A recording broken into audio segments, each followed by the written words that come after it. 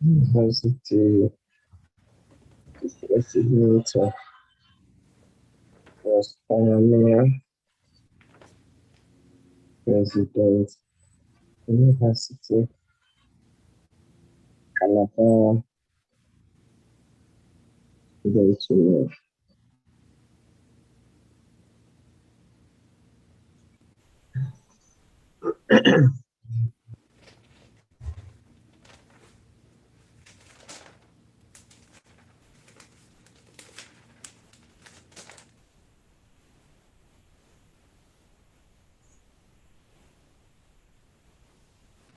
Wow.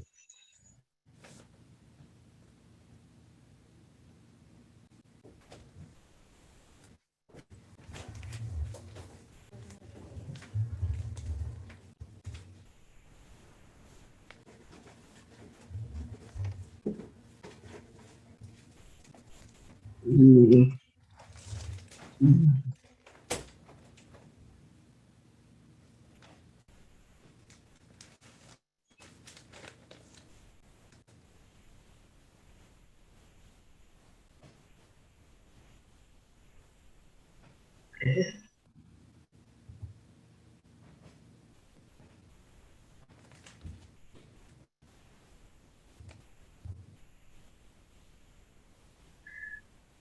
Good afternoon, uh, everybody all over the world.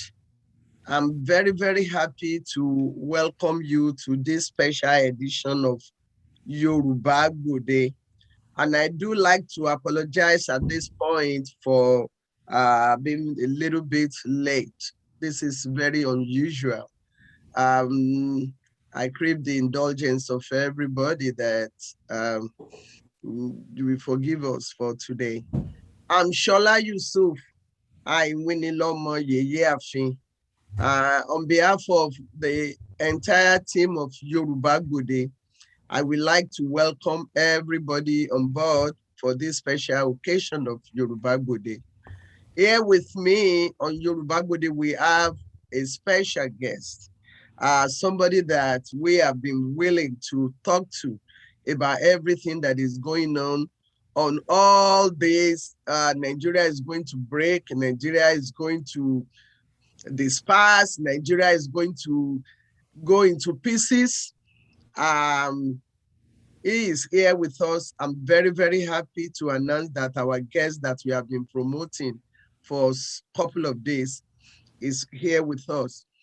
That's good news. I also would like to, actually we have two guests. One is going to talk to us about health, which they say is wealth.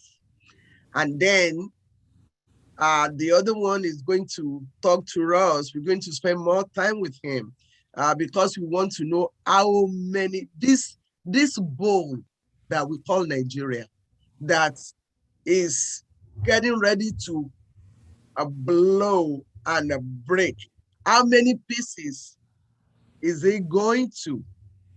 So we are going to find out today. Please, our people, please, those of us who are on YouTube, I want you to please share us. Share it. The more the merrier. Let everybody enjoy our special guest today. Please, I want you to share. Keep sharing. And those of you on radio, you are with us. We know you are with us. If you have any question, you can call in. You have the opportunity to call in too. We have all the numbers. So I'm going to, first of all, introduce my three wise men, our three wise men on YORUBA, they are the art of this program. My people will say, when two children are cutting trees in the forest, it is the elders who know where the tree is going to fall, which side the tree is going to fall to. So these our elders, they have been with us for some time. They are very, very talented and very, very knowledgeable. I have the honor to introduce and welcome Baba Banji Ayiloge, who has been a commissioner in Nigeria before. He has also been the leader, been a general secretary during the NADECO time for Egbe Omo Yoruba, a very strong and formidable force during the time of NADECO. Baba Banji Ayiloge, I don't see you smiling. Good evening. Well, it's hard for me to smile when Offiong or Aqua is here getting ready to talk to us. I've heard so much about him, and I'm taking my notes. I'm reading my notes and paper and everything to be able to take some things down. It's a pleasure meeting you today. I've heard so much about you. I was told you started as a lone voice. Now you're no longer a lone voice. A lot of people are joining you in the same battle against oppression. All right. So welcome to the show, sir. Thank you. Thank you, Baba Ayiloge. I also have the honor to introduce Alagba, one other of our wise men, Alagba Akinshiku. Those of you calling me on my phone, I can't be on my phone. Ajatororo, my people will say, there's no tough dog that will watch two houses. No way. So I have the honor to also introduce Alagba Dipo Akinshiku. Alagba Dipo Akinshiku has been in the front.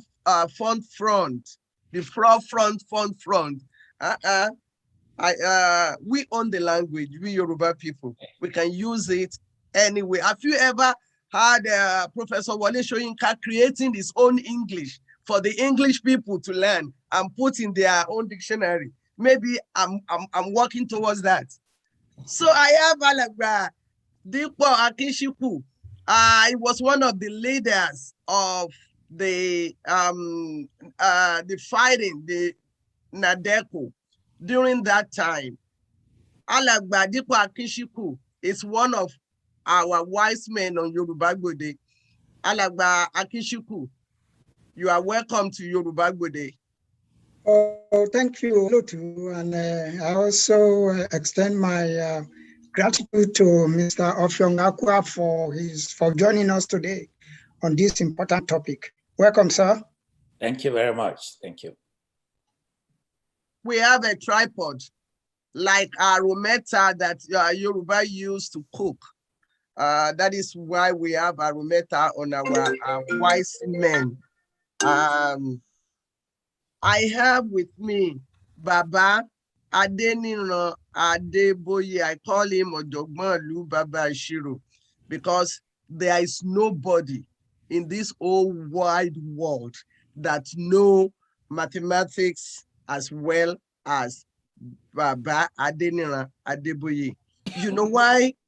He was the only one that taught this worldly mathematics, and I was able to make B in college. When I was in the high school, when my mathematics teacher took the left, I would take the right. In those days, I ran away from all my mathematics teachers in the high school. But this particular mathematician was able to pin me down not so much what he did, but what Tolani Adeboye did also. So I'm very, very happy to introduce Baba Adeniran Adeboye to everybody. If your child has problem with mathematics, I just gave you a hint. Baba Adeboye, where's your face, sir? Is it because I talk about mathematics? Baba Adeboye, put your video on, sir. Okay, I will try. Can you hear me? We can hear you very well. Well, the video also ought to be on. Yeah. But if you're not getting it, I try to ask to start video. I try to start you on video, but we cannot hear you. Okay, maybe we'll come again. I don't know. Yeah. But let me just join others in welcoming our guest. Talking about mathematics. Did you hear what I said? I heard what you said, and I want to make some corrections. I may be what they call a local champion. But there's even so many champions in my locality, not to talk about broadly speaking. Okay. Mr. Aqua, you are Ibibio, right? That is correct. I'm Ibibio. Messiere. Messierende. Udemfo. Udemido. The reason I've said that is that I went to school at Ibadan. And one of my classmates was Offiong, Offiong, Upon Ukon, or something like that. Okay. We were in the math class together up to 1967 at University of Ibadan. So he will be a local champion in your part of the world. So the mathematicians are bound, and they have a feeling that mathematics is for everybody. Yep. Some of us are just lucky enough to be introduced to it early enough until we look like weird things. We are regular like everybody else. And so Olotu, thank you very much for the introduction. I'm also welcoming our guest, and I'm hoping that we have a very good discussion about our land and peoples. Welcome. Thank you very much. So if you don't mind quickly, Haja, if I can say to him, Ibadan means a lot to me. My father studied math in University College Ibadan. Yeah. Many years ago, 1948. Ah, okay. We went there late. We went in 1963. How late, Baba Adeboye? We went there in 1952. I went there in 1963 to University College, but it became University of Ibadan before I left here. That's correct. You see, we were planning to actually broadcast Baba Adeboye's age. We were going to wait till November. Thank you. I have the honor to recognize the presence of my own Oga, my own very strong Egbon here. He has both two titles, my Egbon and my Oga. Not very many people are able to get that title. Baba Akogun Tola Adeniji is here with us. Baba, you're welcome. Thank you so much for your support. Thank you very much. I'm happy to be with you and eager to listen to Dr. Aqua. Okay, thank you, sir. Well, Dr. Aqua, we have a lot to do. You have a big job on your hand because all these famous people, they are here just because of you. Now, let me go to another guest that I have today who is going to be talking to us about our Delta variant of COVID-19. He is in person of Dr. Folajogun Oluwajana. Dr. Folajogun Oluwajana is a big doctor from United Kingdom. He is also one of those who love our culture, We lost Yoruba race very, very much. He's always with us on Yoruba GBODE. He has given his maximum support. Now he's going to also render his knowledge so we can learn. Baba Fola Jogun Oluwajana. He's also a prince. He's also the prince of Ijare. Oh. So, Shadankata ni Aki Omoba.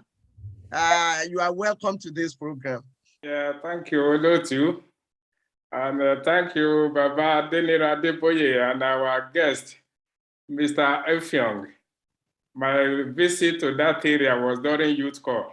So it's good to see you, everybody.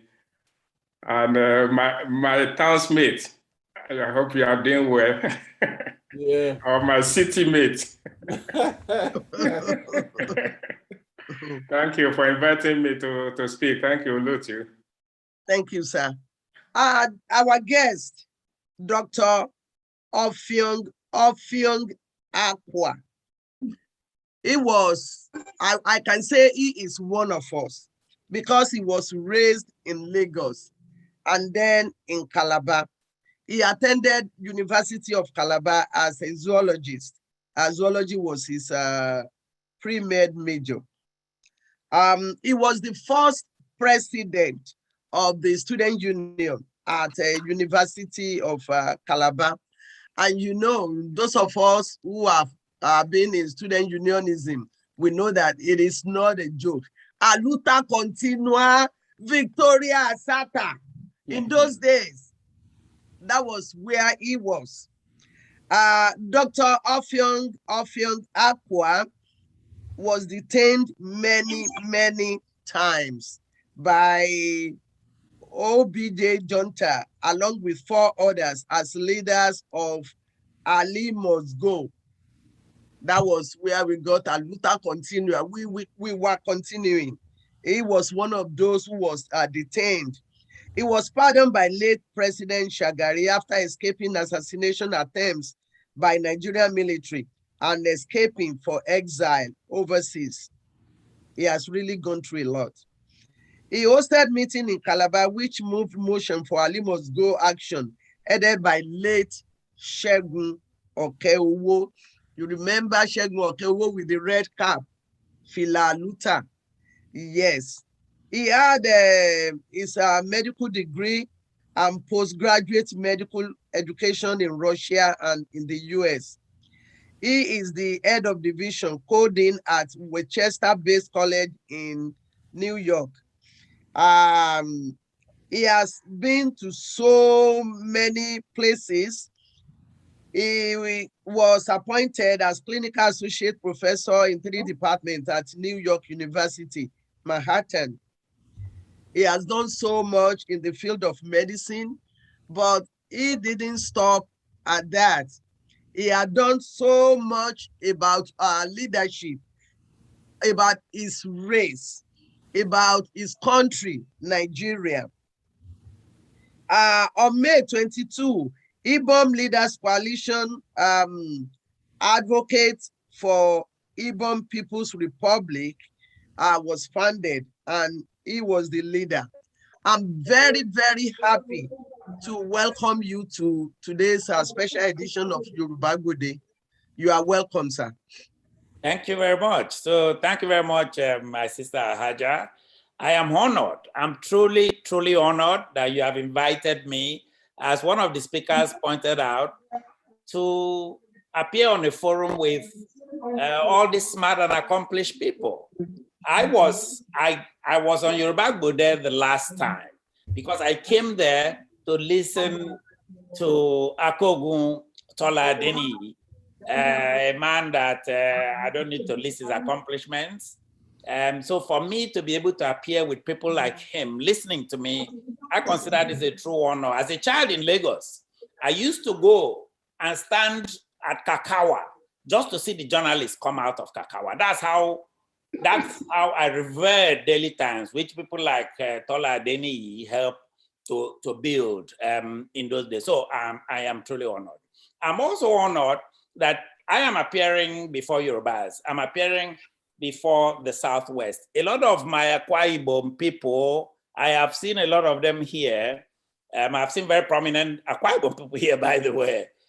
Don't know that part of my family is Yoruba from Bangboshe in Lagos, on my mother's side, not on the Akwa Ibom side, on my mother's side of the family. I grew up in both Ikoyi and Yaba. We once lived very, very close to Queen's College in Yaba. So I grew up there. I saw Awolowo's free education.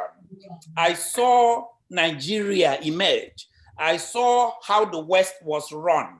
I, like many people here, saw the evolution of Nigeria. From that time up until the time we had to run away. We had to run to Biafra. So I think it's not just me. We are the children of Nigeria from 1960 till today. And I don't think I would be exaggerating to sit here and say that we are extremely disappointed, not with ourselves. None of us run Nigeria. We have people run Nigeria and essentially brought Nigeria down, as far as I'm concerned, economically and politically. That is why people like me can get up today and say, no, it is enough. The situation in Nigeria today, you will all agree with me, is really untenable. The security situation, the situation with the education, the situation where even the head of state has to run to London just if he has a headache. When we see things like this, we feel that it is time the country changes. And for somebody like me, I don't see a change. I don't see what kind of a change that could work except ethnic nationalities are allowed to go their own way. That is me. That is my opinion. That is the opinion of a lot of Akwa Ibom people who have agreed with this particular path. Why this? Why do I mean that? 7 million Akwa Ibom people, which as far as I'm concerned, my organization, May 22, Ibom Leaders Congress represent, really do not feel, they feel like second-class citizens in Nigeria. Now remember, other parts of the country are suffering this in a different way. I think the Southwest and the Yoruba suffer in the sense that all of the achievements and all of that is going to naught, basically. It's basically a situation where you have an undergraduate, where a doctoral, a PhD is being run by an undergraduate for them.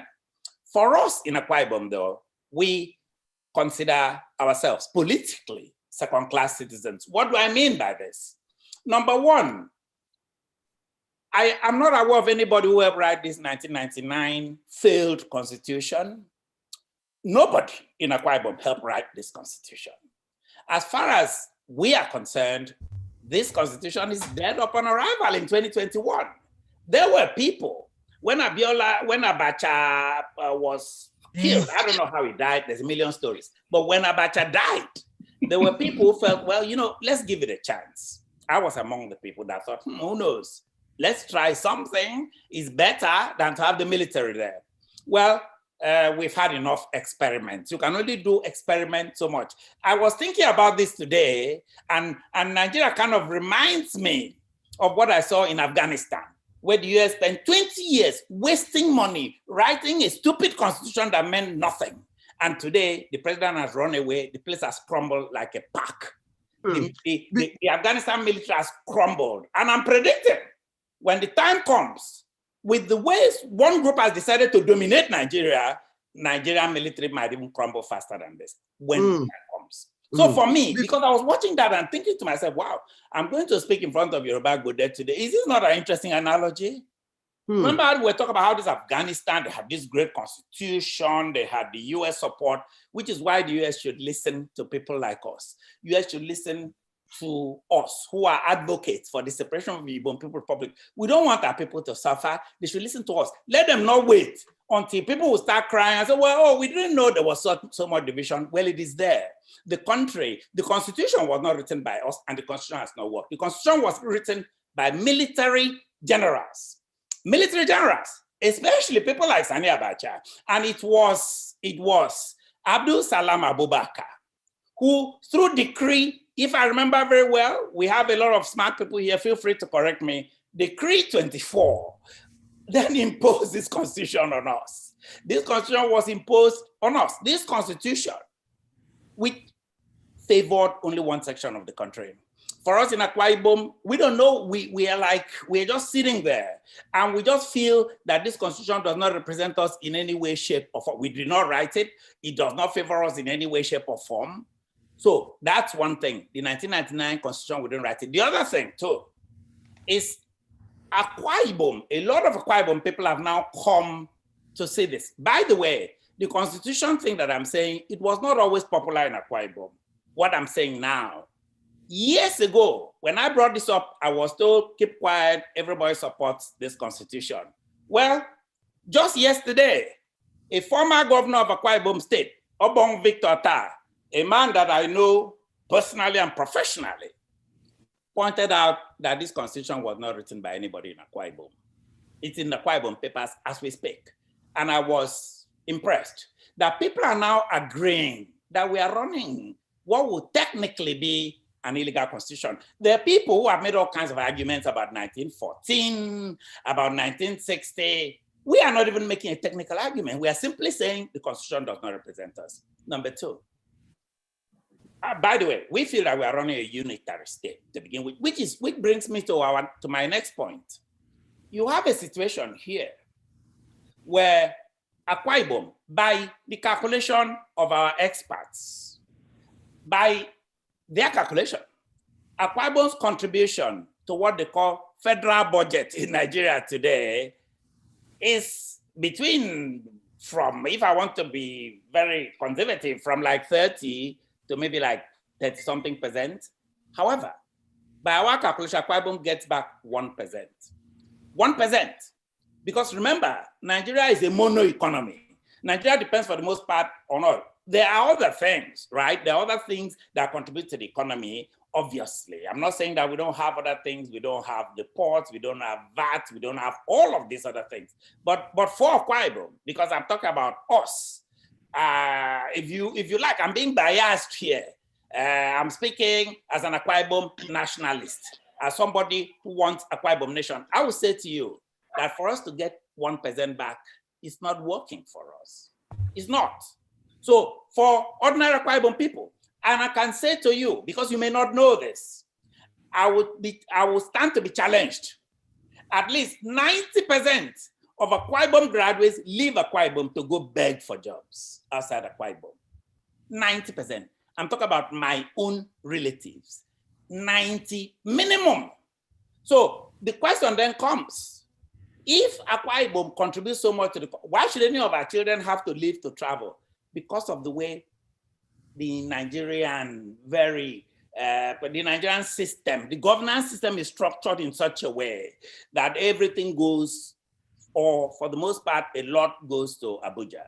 It goes to Abuja and it is controlled by dominant ethnic groups. Today, for example, we do know that the Fulanis control the economy of the country. They control the politics of the country. They control the security. They arrest them. In fact, they arrest people who dare say something different. One of the people present here, Chris Udor, I saw his name here, is one of us. He was arrested. Chris Udor was arrested by the DSS simply for saying the things I am saying now. That's the reason he was arrested. So if you're going to have this situation where we cannot talk, I'm not even talking about the more famous Nigerians who have been stifled. I'm not talking about people like Omoyele Sowore.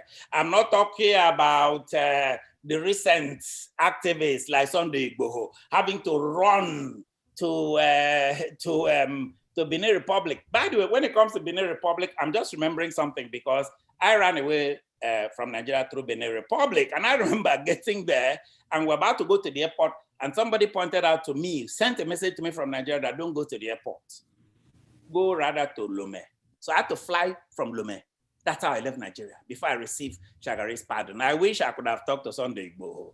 I would have told them, don't go to that airport because that airport is the corrupt Nigerians have. That is an airport where they were waiting with the plane. I don't think I was important enough for a plane to be waiting for me, but I think they probably would have harmed me. But God was with me I had to go all the way to Lome, paid extra to get out of Nigeria. Think about this. Think about the fact that this is in the 70s, and we are still sitting today talking about stuff like that. I'm talking about arresting people for saying just, I want self-emancipation. That's all they're saying. I want an ability guaranteed by United Nations statutes to organize myself politically as a human being, to organize my own economy, to my own resources. Just that. That is where we are, which is why we are asking the United Nations, asking the Nigerian government too, because I will be very happy. I will take it tomorrow. If they will allow us to have, I mean, if we will have a referendum, I would not say allow us, because it is our rights. Haja Yusuf was just playing Fela before we came on, and I was just listening where Fela was saying that we're asking animals for our human rights. I'm not asking, I'm demanding. We are demanding our rights. This is inalienable rights. Okay. When we were born, God gave it to us as human beings to determine how we live by ourselves. You cannot have a group of people sit in Abuja and then decide, okay, somebody in Uyo has to live this way and that way. Somebody in Uyo, before he's nominated to serve his own very people, he has to, his party has to accept his nomination. And so essentially, if the party says you cannot go, it's done. So what is a party? I'm not aware of any Akwa Ibom person that runs any political party. In fact, I look at the two political parties in Nigeria today. APC is run by that guy, that governor from Yobe. That's a Fulani guy. PDP is essentially run by Atiku Abubakar, if you really want to go into that. So somebody has to sit down. So if I sit down and campaign in Akwa Ibom, which I have campaigned for Senate Akwa Ibom 2003. If I sit there, I remember going to campaign and I was advised. In fact, I was advised by Donald Duke in Cross River. I said, Professor, you know, if you want to campaign, you have to go and talk to Abacha in Mina. I was shocked because I came from New York. I took a leave of absence and I'm like, what? I have to live with you and travel somewhere else to go and ask somebody else for nomination? He said, yes, because even if you win the nomination here, somebody has to say that and approve of it. I said, so for us, we don't have, those are not rights. Those are not political rights. Those are abused rights. Those Thank you, sir. So, yeah. Those Let are me, things, yes. I know you have a lot to tell us. We are ready to learn a lot today. But let's go to this point of, let's look at Akwa Ibom, the way it is, the geographical location, we know where it is. Yes. Can you tell us the language that you speak there? Is it common? Where else can you find your language? What is the language called? And is it found in any other part of Nigeria? Yeah, so, or is it related to any other language in Nigeria? Well, we have three main languages in Akwa Ibom. We actually have more than three, but those are what you want to call main languages in the sense of numbers. You have the Ibibio, which is the one which is the largest group in Nigeria. You have Oron, and then you have the Ana. And by the way, everybody in Akwa Ibom understands Ibibio. So because we are really one people, even though you have these different languages, but everybody does understand Ibibio in general in Akwa Ibom. So that is what you have there now. That is in Akwa Ibom. If you ask me, as somebody who has traveled around, I have gone on a youth festival in West Berlin in the 80s, and I saw somebody there who said that their people came from Ibibios. So we do have some slaves that were taken there and were taken to places like the Caribbean. In fact, we have our brothers, the Effiks, for example, they have their Ekwe being played in Cuba. So the answer to your question is that outside the contiguous Akwa Ibom state, the way it's in Nigerian map today, we do have Ibibios also outside in the Caribbean. Okay, thank you, sir. Can you tell us the resources that are financial to the federal government of Nigeria that are derived from your area? So it would obviously be mostly oil. Akwa Ibom is the #1 producer of petroleum resources in the country. It is the #1 producer. We have estimated that it's between 35 to 40%, which is why in the derivation thing that they do, Akwa Ibom is always #1 in terms of getting the 13% derivation. So it is that oil that is really #1. And a lot of Akwa Ibom people are miffed because even when we are #1, even when Akwa Ibom is #1, Ahaja, I don't know whether you're aware of this. Okay. We Sir. I'm going to mute everybody and then unmute you again because I don't know where that is coming from. I think it's subsided now, so maybe you can go. Yes. So I was saying, Ahaja, that even though we are the #1 oil producer, there is not a single Akwa Ibomite, one, that owns an oil block in the country, not one. So, how come? So when you see the Danjuma's own oil block worth like $5 billion, how come? It's because we are politically second-class citizens. That's why people like me are emerging. No one wants to speak in Akwa Ibom. People were afraid, but they've changed because now, not just me, a whole lot of people are speaking. They could not call on the military who were giving, somebody like Buhari even gave an in-law. That guy from, I've forgotten his name, is from Maiduguri. He used to be a trader in Maiduguri market. That guy has like oil block worth like $7 billion. But the Akwa Ibom people did not challenge this.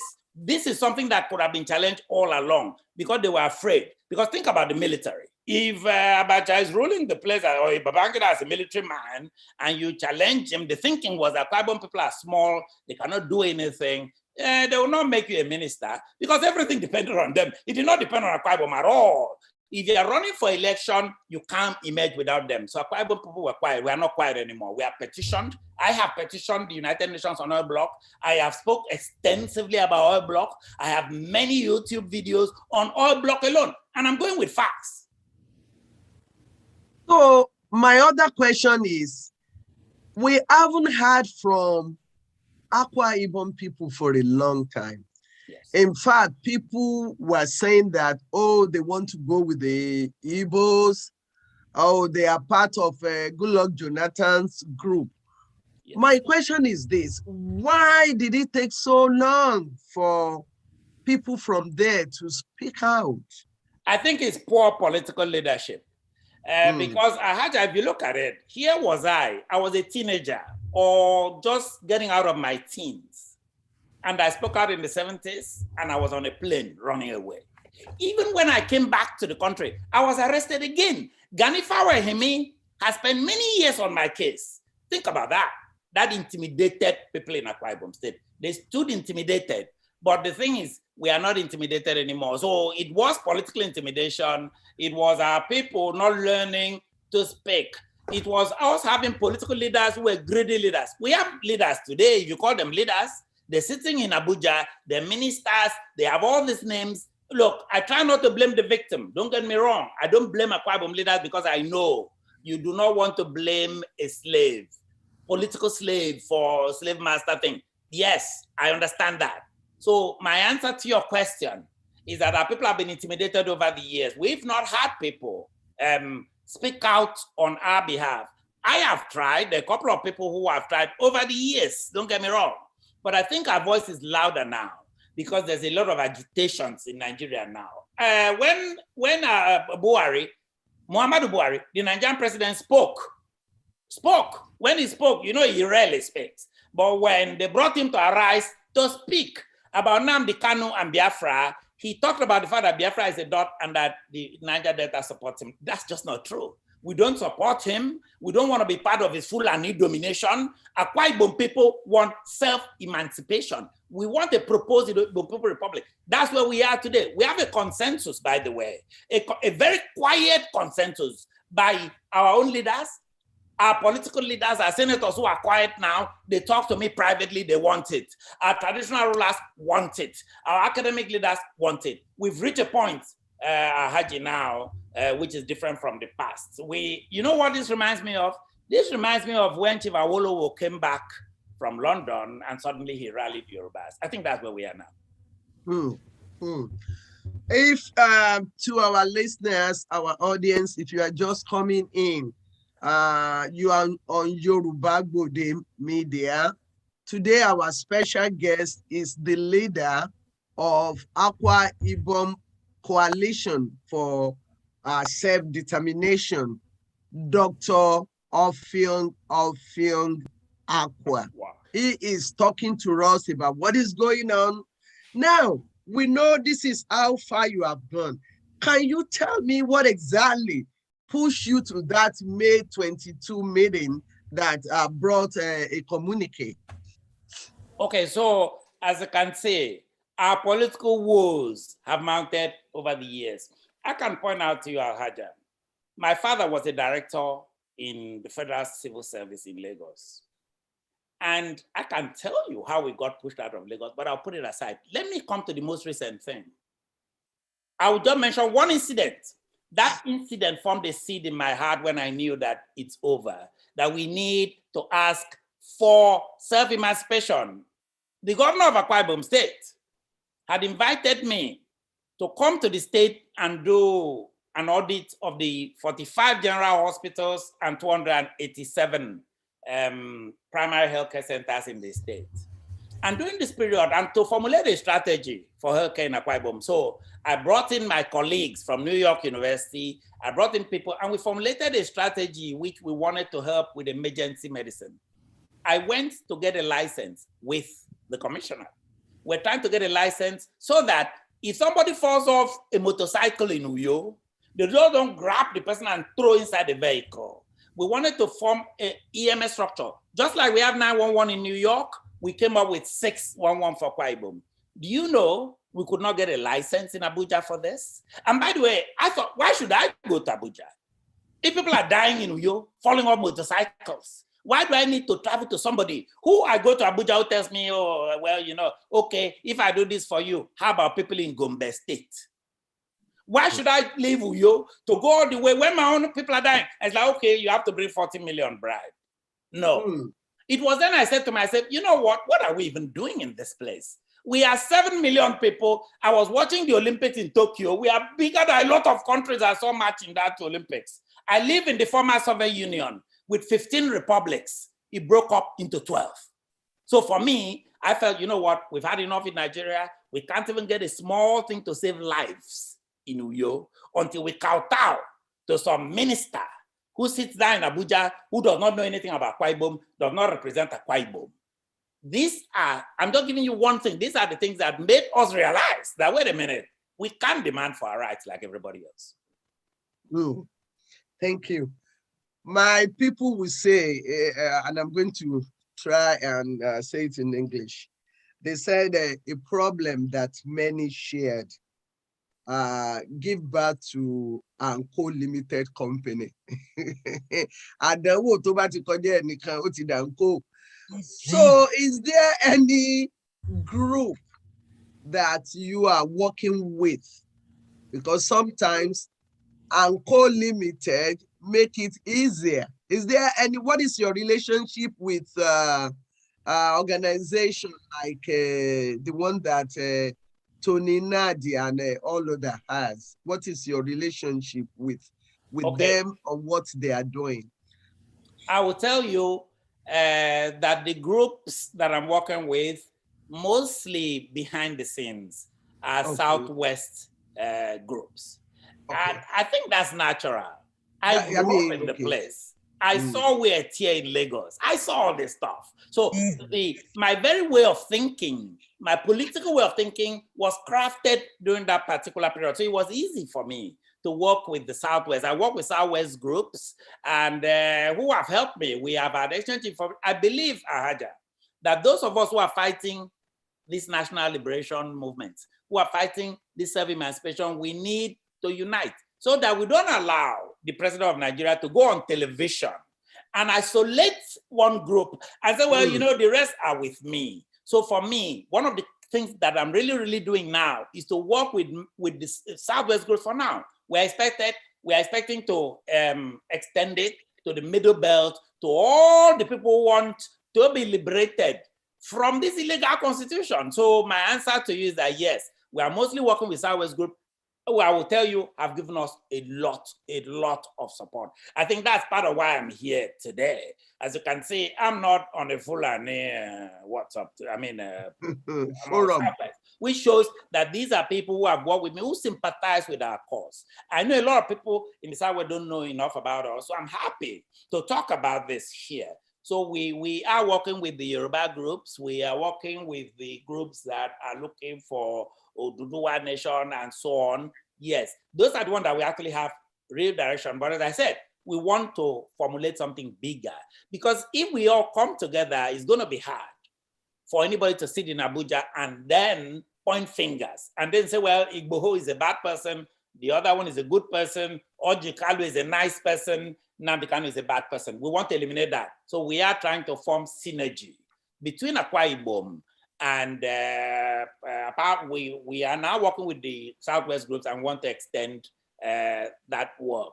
So Ahaja, if you ask me which exact Southwest groups you are working with, I'm sure you know I will defer. Don't worry about it. Because the next Buhari will start arresting their families. Yeah, that's very good. Thank you. So for people who are just coming in, we are talking to Dr. Offiong Aqua, who is the leader of Akwa Ibom Coalition for Self-Determination. Before this time, all what we hear is that, oh, is only the Yoruba people, it's only the Igbo people who want to break Nigeria, and they can't get anywhere, this and that. And also they have accused people abroad, that people abroad is, they are the ones that are trying to break Nigeria into pieces. Our people say charity begins at home. People at home in Akwa Ibom, what is their take? How are they reacting to your efforts and actions? Okay, that's another great question. So it's interesting because obviously when I started, they were skeptical, right? They were skeptical. The thinking was, well, how do you think you can go? You can't go that far with this. These people are too strong. They're not going to let, and so on. But the dynamics have changed. It has totally changed. In fact, Ahaja will tell you, I have Akwa Ibom officials, sitting officials in this particular government who said to me privately, we are proud, we are happy. Keep pushing so that more voices will come out. I have been surprised by our support. On one hand, on the other hand, not surprised, because I know that Akwa Ibom people, when they get leadership, historically, a lot of people don't realize this, that Akwa Ibom had asked for self-determination in the 20s. If you look at one of the books written by the late Justice Udo Udoma in 1929, this is before 1960, had already asked for self-determination, but he was absorbed by that system and in fact quashed by that system. He ended up running away to become a judge. So this is nothing new as such, it's a leadership issue. And I think our leadership have crystallized. Today, you are sitting me here talking about it to you, but if I leave this phone, there's like 100 different groups that will call me in Akwa Ibom. We have now been able to create a critical mass where even sitting political leaders are asking us to go on. And then we have our own political leaders. I mentioned the case of Victor Ta. Victor Ta is not going to talk directly about what we are doing. I understand that. He lives in Nigeria, and why you offend people when you are not ready? I can afford to offend them. They've arrested me before. They've expelled me from school before. Even when I came for holidays, they arrested me again. Even when so me, I'm used to the pain, right? So fine, I'll be that guy.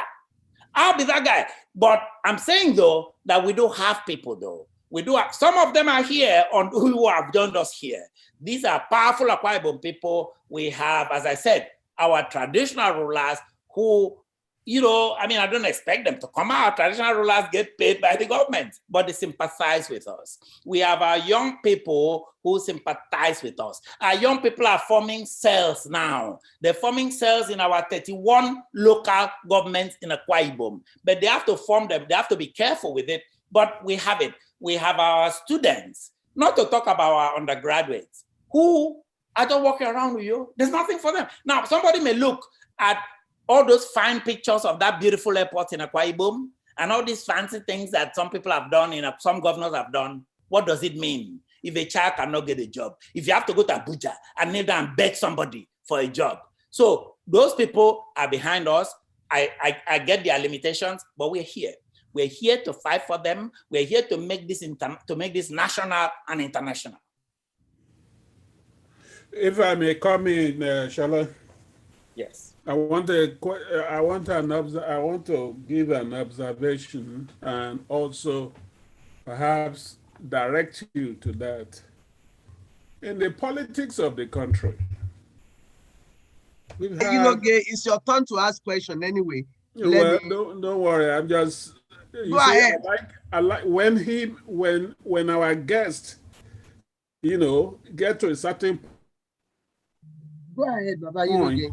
And what I need to say is relevant. I want to be able to, key in so that they can address it. In the politics of the country, we've had, Awolowo used to be the stand-up guy for minorities, even the BBOs to the core states and all that. But when politics returned to the country, the people in the area will always align with the reactionaries from the north on the excuse that, we are minorities and our interests are better served by aligning with the north. Now, here we are now in the same boat 60 years after, after we started. And I've listened to your eloquent presentation.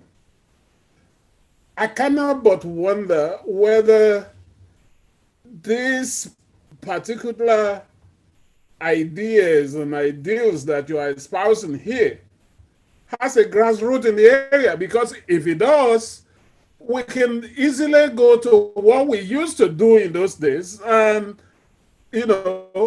fight for freedom. And then anybody, Yorubas, we don't have expansionist idea or policy. As a matter of fact, if anybody, even in Loring, some of us have been telling them in Kwara, say if they want to go, they're them. We don't want to lord over anybody. But to our surprise, our people in that area, they understood what was going on. They knew that the mainstream political groups in Yoruba land were actually trying to press for reform, but for self-interest or narrow self-interest, they align with the North. How do you want to overcome this? Actually, that's my brother Banji Ayiloge. That is something that I've spent years thinking about. Okay. But I think my pain has been eased recently. They've been eased by the way Akwa Ibom has been nakedly treated by the Fulani-run federal government today. They have been totally ignored. Even the people in their party, they've given them this paltry position which people use to measure about whether you are accepted or not. But let me answer your question directly. When I was a student in University of Calabar, I remembered very, very well. Because I participated indirectly, they gave us a seat in the Constituent Assembly. Our leader was Shegu Okewo. I was among the 4 student leaders who would sit down in Satellite Village and craft what Okewo was going to say when he gets to the thing, to the Constituent Assembly itself. So I had an opportunity to see a lot. So by the time they were ushering in the Second Republic, when they were ushering in that republic, I was invited to meetings with people like Joseph Wires, because I was a youth leader. So I was brought to all these meetings and I would sit there and I heard what you just said. This is what was said. Oh, we can't follow UPN and Awo. Because UPN and Awo did A, B, and C to us. Oh, it is better to follow the North. It is better to, because in the North, what they meant the North in those days was MPN was considered North. So they felt, oh, we got to follow the North. We can't follow Awolowo. We can't follow MPP, which are Nnamdi Azikiwe. They had all these things they were saying. But I will point out to you, at that time, I said, no, I'm following UPN. I was the youth leader of UPN in the former Cross River State. I remember meeting Pa Awolowo in Gracefield Hotel in Lagos. I remember walking into that room with Lateef Jokonde standing there, and I almost froze because those 4 cardinal points I knew in my head. Because I would ask me, what do you know about my program? And I forgot the 4 cardinal points.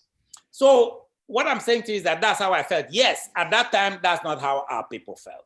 Our people felt, no, we need to follow the North. This has continued until now. As you are probably aware, even by the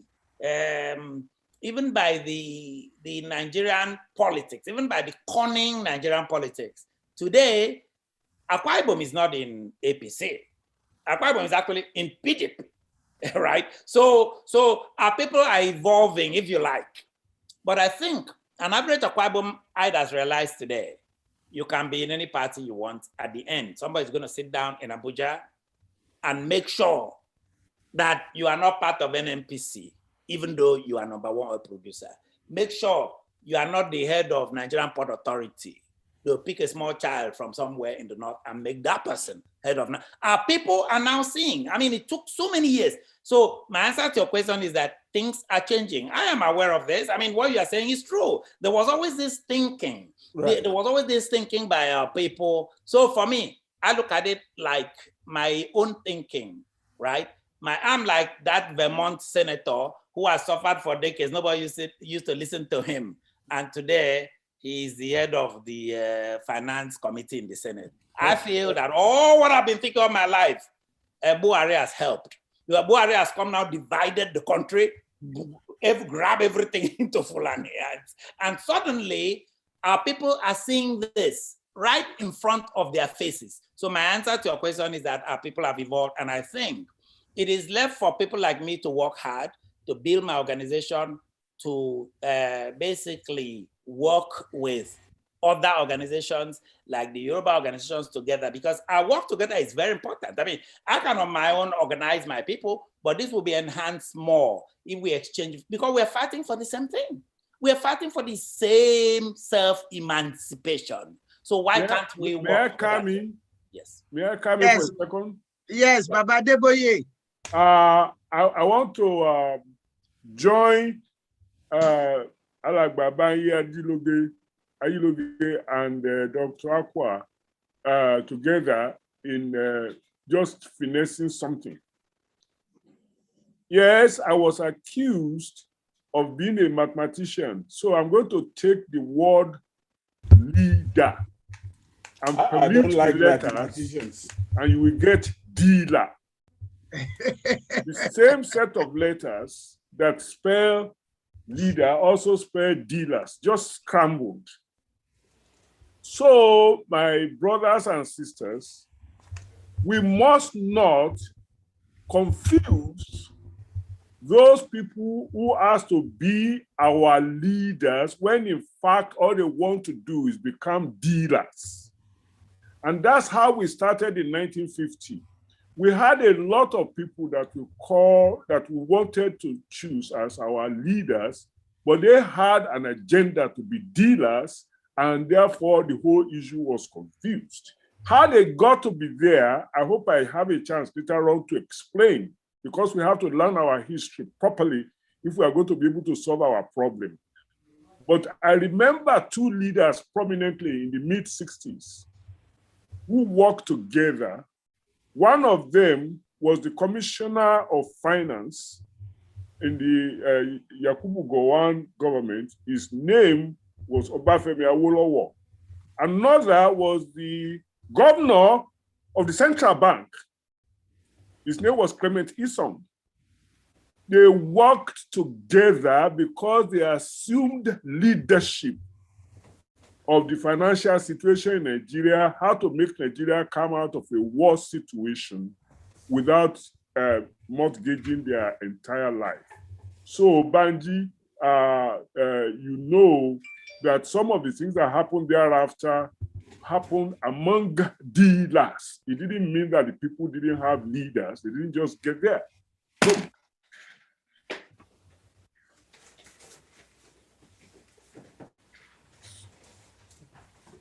okay? Can you hear me? Yes. Yeah, loud yes, and clear. go ahead. Okay, I'm over that. If you allow me later on, I will be able to share with you how we got our dealers and our leaders. Why? That is a challenge to today.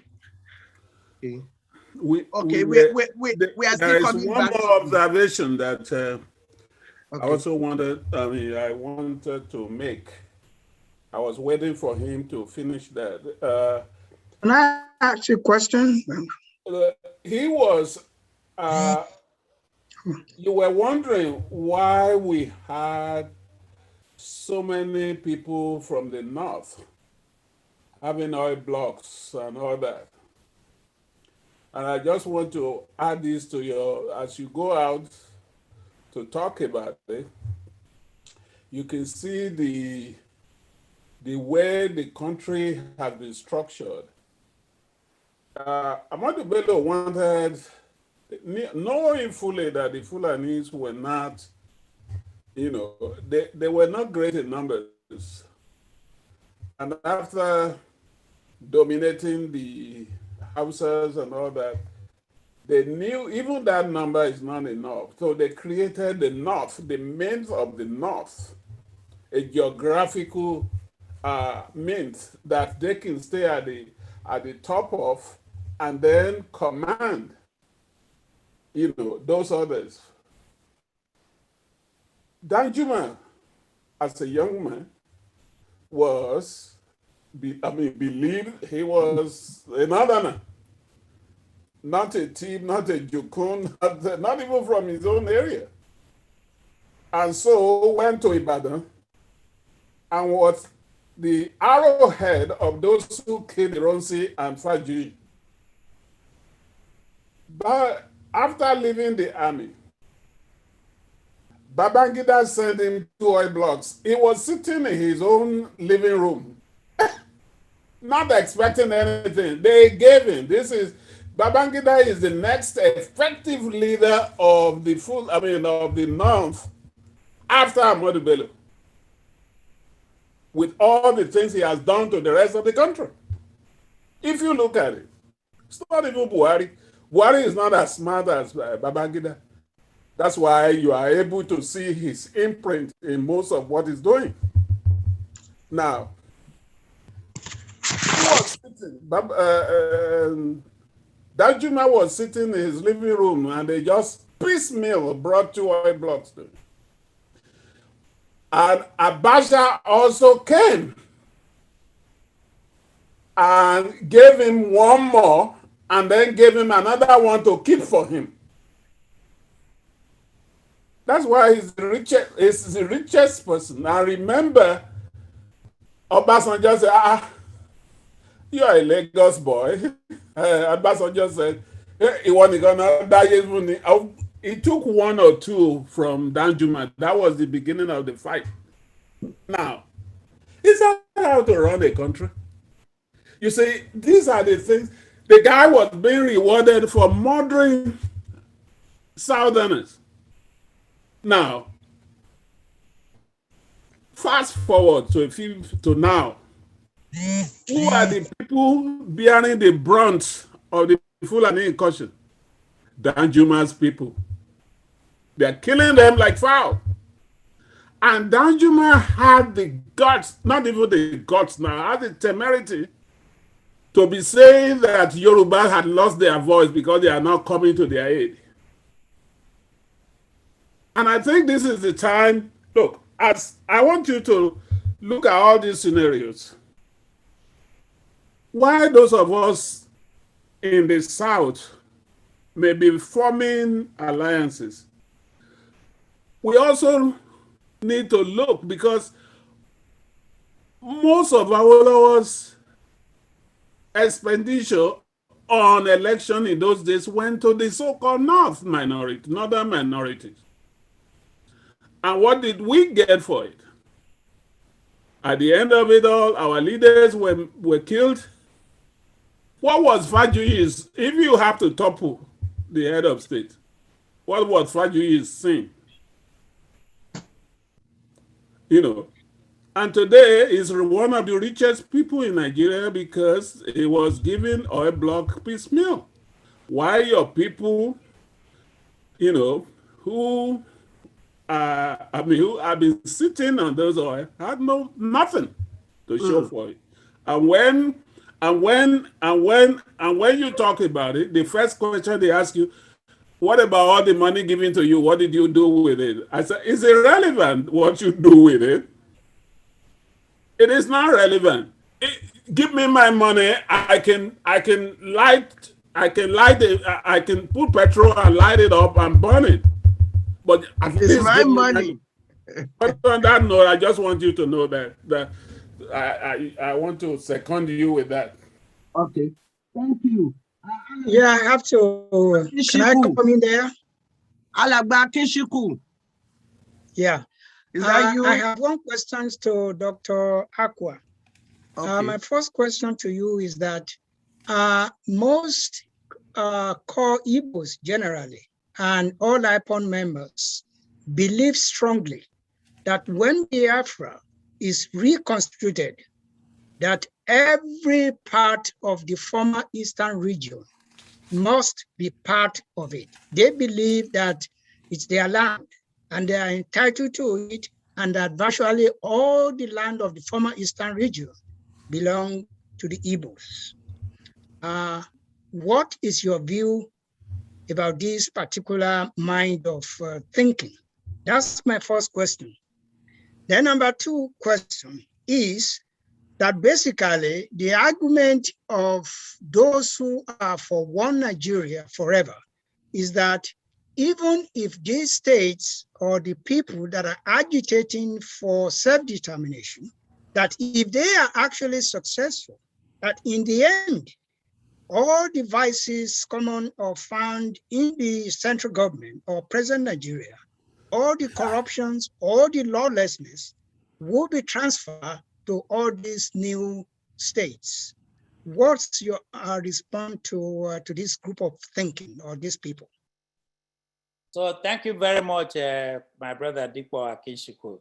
So the first question about Biafra, I heard this what you said about how some people in Biafra think if, for example, Biafra happens, everybody will be part of it, including Akwa Ibom. Let me just disabuse their minds. In fact, I can say this categorically. Nobody in Akwa Ibom wants to have anything to do with Biafra. That is our third rail. Don't mention Biafra in Uyo. Don't do it. I want to be this categorical because I'm one of those who feel that Nnamdi Kanu should not be arrested. Nnamdi Kanu has a right to his self-determination, just like me. Akwa Ibom, just like what they're doing today in Nigeria, where we have a constitution, where nobody consulted with us, where we have a nation, nobody spoke with us. Before Lord Lugard did his thing, before they did their thing in 1960, Akwa Ibom people were never voluntarily part of Biafra. Ojukwu was the military governor of Biafra, which included Akwa Ibom. It included the rivers part, it included all these other parts. The thing is this, I will say this to you, because my father was the chief surveyor of Biafra, and I can say to you that he was almost doing it under a gun. They're going to kill him. My father had to run away from Enugu, so I'm being real life here. Akwa Ibom people were co-opted into Biafra by fiat. We did not want to be in Biafra. In fact, when the Nigerian soldiers came, we sold out the Biafrans. I would even be honest with you. But that is without bias to the fact that for us, IPOB has a right to continue. IPOB people should not be killed by helicopter gunships in Olu. In fact, we're not even IPOB people. It's a war crime for Buhari to take helicopter gunships given to them by the United States government. We've written to the US government and kill innocent people in Olu. That's wrong. We feel that Igbo people have a right to Biafra. They have a right to fight for it.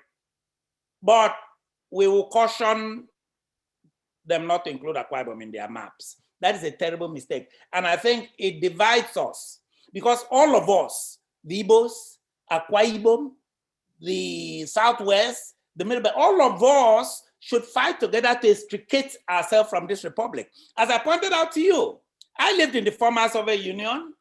In fact, I can see some of my Yoruba colleagues who are on this forum right now as we speak, who live with us there.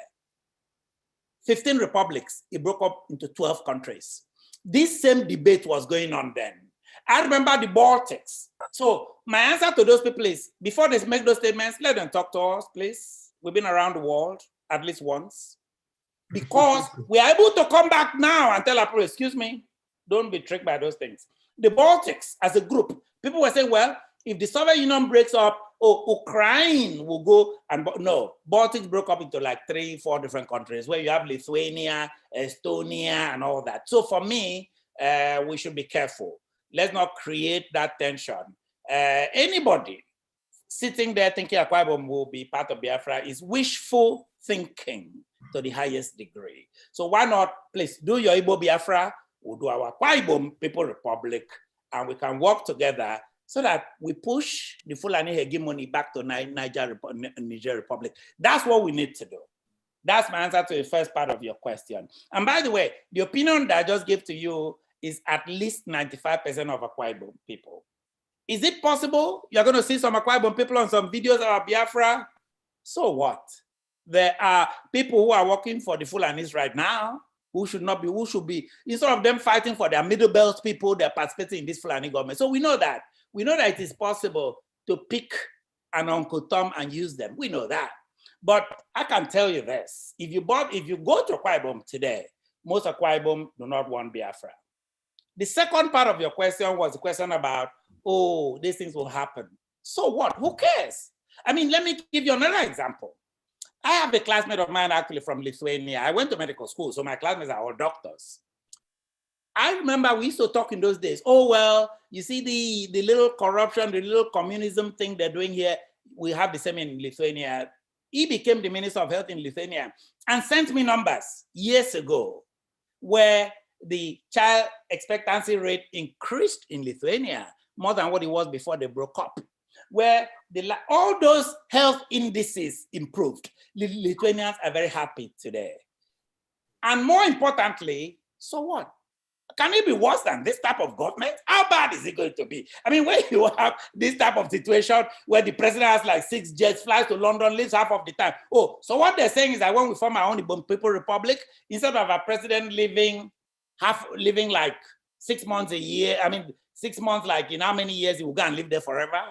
It's not going to happen. Apart from the fact that we are already telling our people we want a democratic republic. We are already sending out parts of our constitution. We expect totally not to be this failing Nigeria we have today. So the overall answer is, number one, we have clear examples, of countries that are broken up and they've done better, if not fine. Number two, it is our right anyway. So if we are going to go back and do bad, let's do back by our own. I remember when I came to the United States the first time, right? And some of my friends were having girlfriends, you know, then the Black American girl will be like, I don't want to follow you. You have no job. I can do bad by myself. So my answer is that we can do bad by ourselves.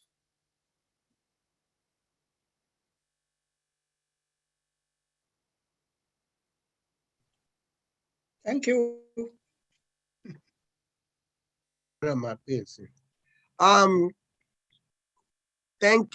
Thank you so much. I'm going to give our audience opportunity to ask questions. I can see Baba Benjamin's son, his hand is up. Baba, unmute yourself, sir. Okay, I've done so. Can you hear me now? Very well, we can hear you. Well, thank you, Dr. Aqua. What's the relationship between Akwa Ibom and Cross River? Okay. So this is the relationship. Cross River and Akwa Ibom used to form one state, which was called Cross River State. And then it was broken into two states. Cross River State, it's interesting because it's almost like, like the way the British artificially divided Africa. Well, like you have some of the Yorubas in Nigeria, some in Benin Republic, all these kind of artificial divisions. So you do have that situation. It was an artificial division in my opinion. However, I can tell you this, if a Cross Riverian speaks Efik, we all can hear Efik. Everybody can hear Efik. Understand Efik. So to that extent, right? To that extent, we are the same people. We are actually the same people. Who, maybe you have difference in dialects and all that kind of a thing. So that would be the relationship in terms of who we are. They are our brothers, they are our blood brothers and sisters. The highest intermarriage we have, in my opinion, is actually with the Efiks, even though the Igbos are doing very well these days in terms of intermarriage with Akwa Ibom people. But that's the relationship.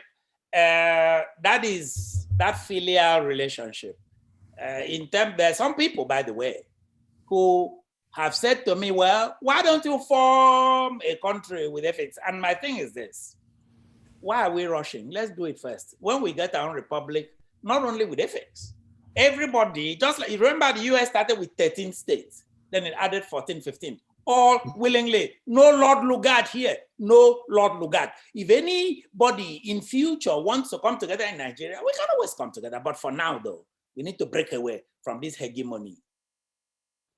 So right now, are they fighting for self-determination like you are doing in Akwa Ibom now?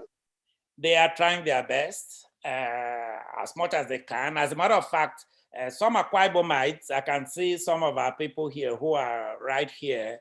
When we were starting calling meetings on these things, we invited the Efiks. We invited like the head of Efik diaspora and all that. They're trying their best. Have they gotten a lot of traction? Not really. They're trying their best. But it's almost like when you sit in a plane and they tell you, if the plane has crisis, if the oxygen is coming down, put one on yourself first before you put on your child. That's what we're doing right now. Thank you so much. Thank you very much, sir. Okay, let me take Olori Tijani. Unmute yourself, ma'am. Olori Tijani. Yes, thank you, my sister. God bless you, ma.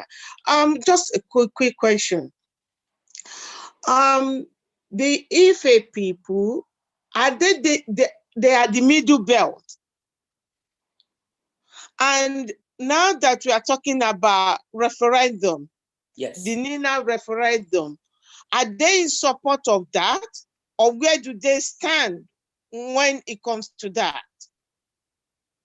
Okay, so the Efik people are not middle belt at all. They are not even close to middle belt. The Efik people are right there with us. As I said, they are our brothers. You from Akwa Ibom to Efik, if you cross that water, I don't know, is it 20 minutes you can cross that water? And if you are going by land, we border the Efiks. No, they are not middle belt, number one. Number two, I don't represent Ninas. I represent Ibom Leaders Congress, who are advocates for Ibom People's Republic.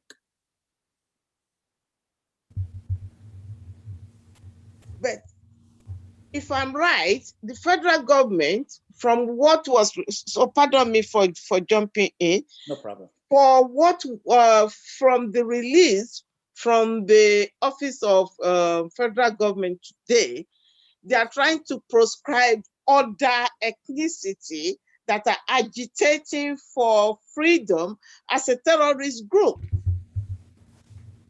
Where does that leave everybody now?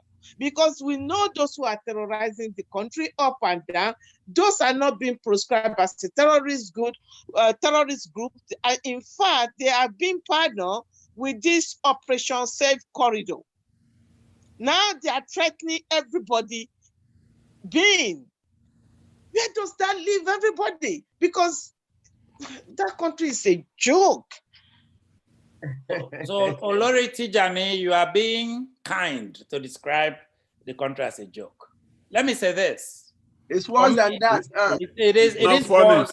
It's not even a bad joke. It's worse than even a bad joke. So the answer to your question is, where does that leave? That leaves us as Iraq. That leaves us as Buhari, a minority Fulani, just like a minority Sunni. Saddam Hussein ran Iraq, proscribed everybody, tied everybody's hands, did not want any democracy. He leaves us as Iraq. And my sister, Olori Tijani, we all know how Iraq ended. Thank you. Today, listeners all over the world, we are listening to Dr. Offiong Aqua, the leader of Akwa Ibom Self-Determination Coalition. He's been talking to us about what is going on there. I'm going to call Baba Adeboye again because he said he has other questions. And then after, okay, Baba Akogun Tola Adeniyi, I simbe like that. See, Kepesa, I unmuted you.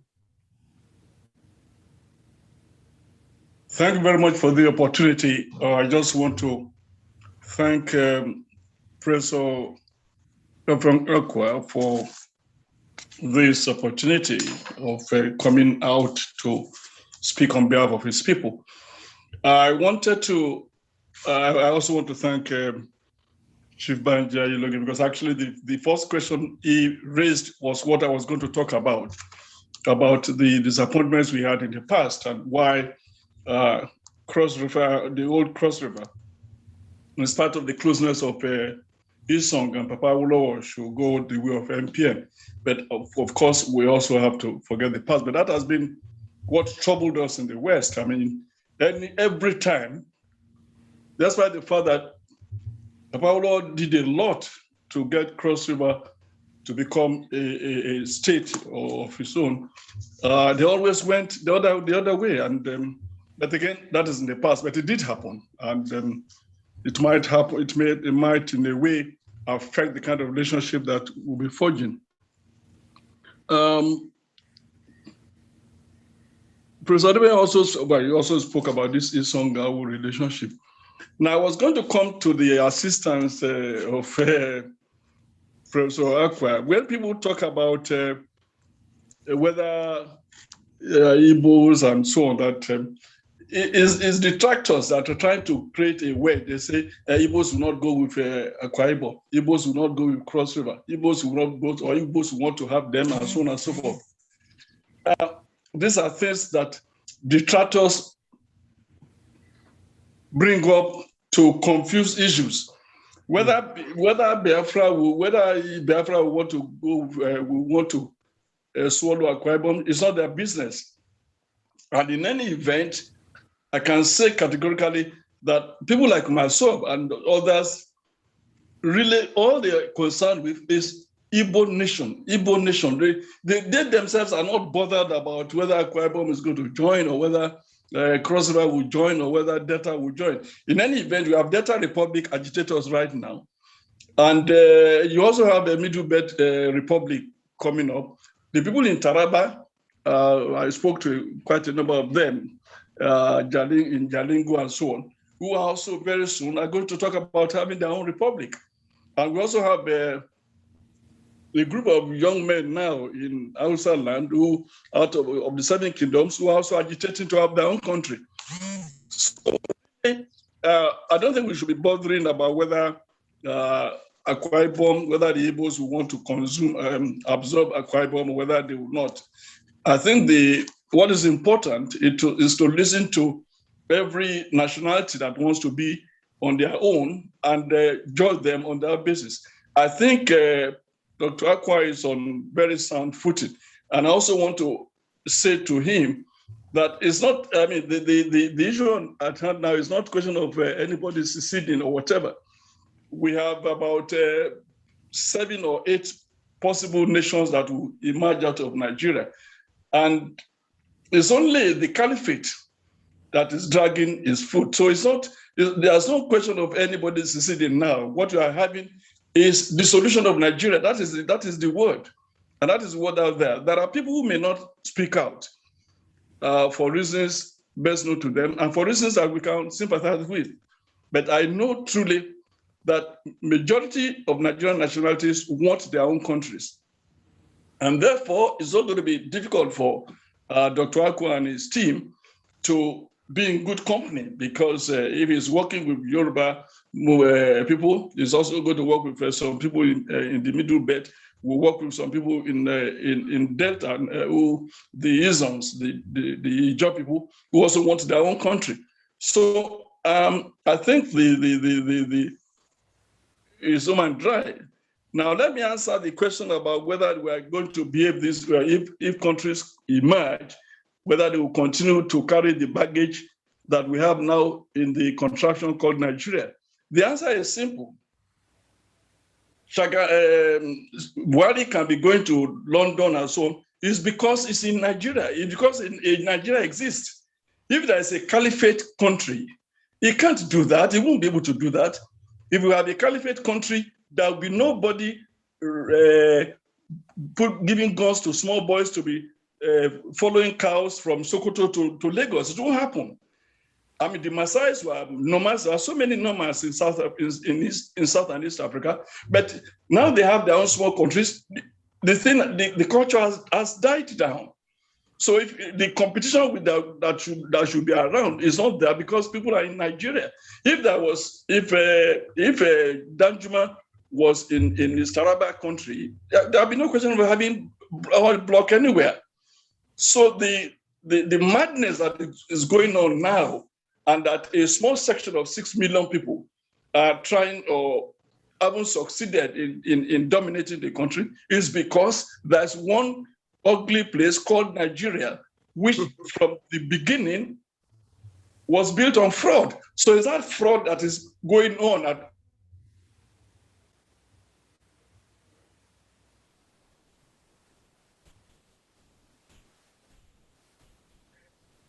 China people are frozen already. Sir. Frozen? Yes, for a bit. Yes, just for a bit. Okay. If you have a Yoruba country, there's no way anybody in a Yoruba country will be asking that if he leaves office, people should buy him houses in Abuja, buy him houses here and there. It will not happen. But because Nigeria does not belong to anybody, the Commonwealth is open for looting. And that is what is happening. That's what's affecting everybody. So to answer the lady who spoke about the fear about whether if we have smaller countries or new nations, it will be the same, it will be business as usual. Certainly not. Certainly not. Because every nation will be run according to the dictates and wishes of their own people. And it will not be this open largesse that no boundary, no laws, everybody just behaving crazy, because we are in a place, a fraudulent entity called Nigeria. It cannot happen if all the nationalities emerge, as they did emerge in Russia, as they did emerge in several other places. That is what I want to say for now. Thank you, sir. Thank you so much, sir, for your contribution. Dr. Olubenga Ekundayo, I unmuted you. Please unmute yourself. Thank you very much. Yeah, I will in Lomo. Yeah, Winnie Lomo call. Ìyàwó àìwíní lọ́mọ ni kì í ṣe ìyá ẹ̀. Thank you so much. Ó ti pẹ́ tán ti kọjá gbogbo yẹn. Àwọn nìyá ń sìn yín, wọ́n ti lọ́mọ, wọ́n ti ní gbogbo ẹ̀. So you can't put him back. You can't demote her. You cannot demote her at all. She's now an iya. She didn't get there yesterday. No. But people call me Sisi Ibadan. Please, Emma Bakari Sisi Ibadan is Iya Iwinilomo. Kì í ṣe Aya Iwinilomo. You are not an Oriaku. You are an Odoziaku. Okay. So that is a very, very different title. An Odoziaku is somebody who keeps wealth, not somebody who consumes wealth. You are not an Iyawo. You are an Iya. Let's be very clear about that one. Okay. So thank you very much for the discussion so far with regard to, trying to kind of map the terrain in terms of who wants what and who is seeking what. Now, the question that I want to ask is related to the how of it, because we are hearing a lot of voices, some of them are disparate, some of them are convergent. But the thing that is not clear is whether those who are pushing this issue are creating a mechanism for working together that is visible and that is actively so that more people can be confident to engage. And then the second question is that all of the groups that are salient, that are most salient, most visible so far, have very, very strong presence in diaspora. But it does not look as if, they are marshalling those energies in a way that is not dissonant. So can you address these issues, and any other person who also wishes to lend some wisdom to this? Thank you. Okay, thank you. I will answer that question. The first one is about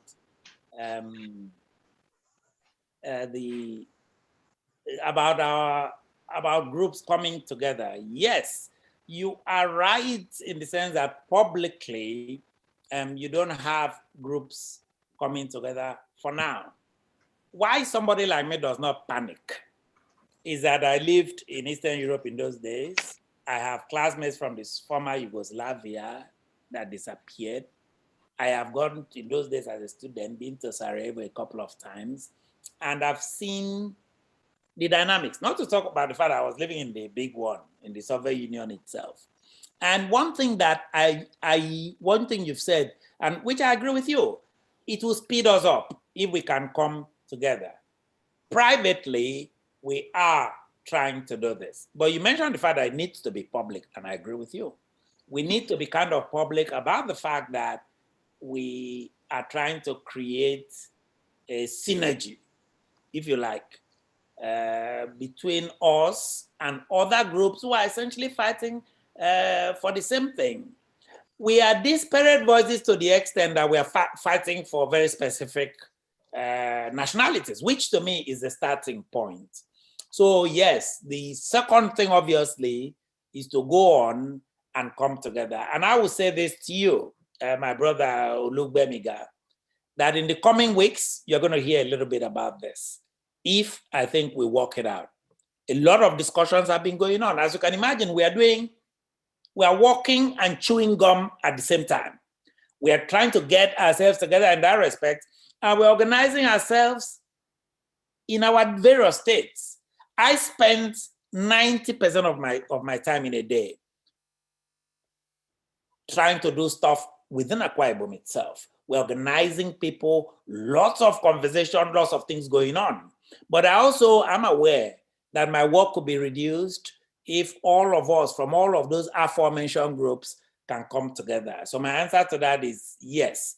Your suggestion is a credible suggestion. It's a suggestion that is being worked on. If I did not think it would work, I would say it to you now. But as I said, I did not panic. Because I sat down in Soviet Union and saw the same thing. I heard the same thing. I heard, oh, how can you allow Sakharov, Sakharov, the Nobel Prize winner, is operating in one direction. People who want what we call the stands, Kazakhstan, Uzbekistan, Tajikistan, those ones are Muslims. They don't seem to be, they're not coordinating with people who want Belarusia and all this. Yes, I heard it. At the time this happened, I was actually a practicing doctor in New York. I mean, in Moscow then. So I've heard all these things before.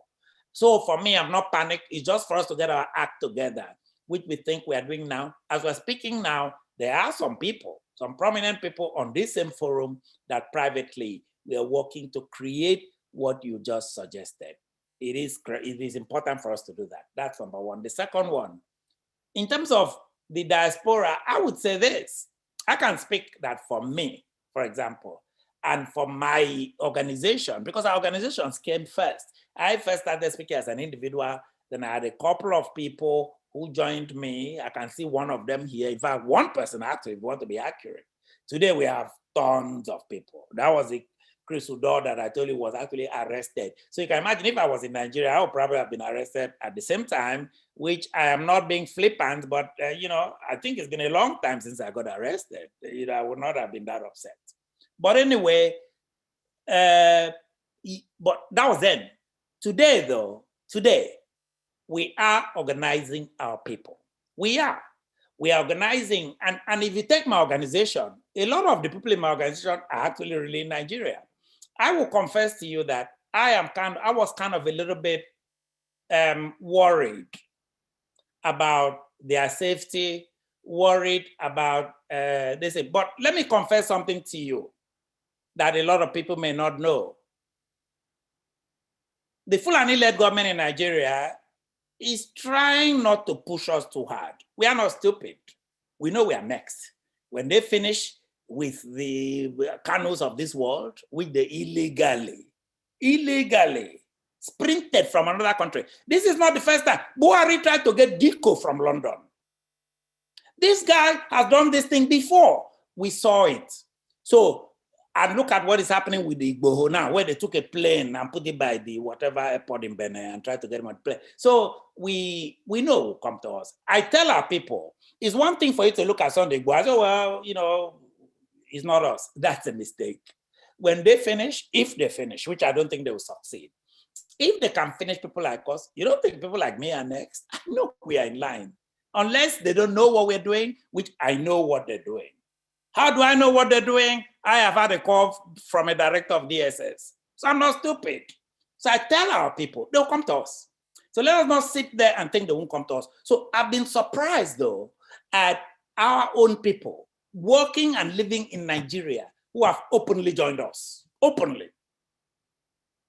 Two chairmen of my committee, chairman of the committee, which I know, they probably know who these people are, they work in Nigeria and they've joined us, and some are angry. They're like, let them come and get me.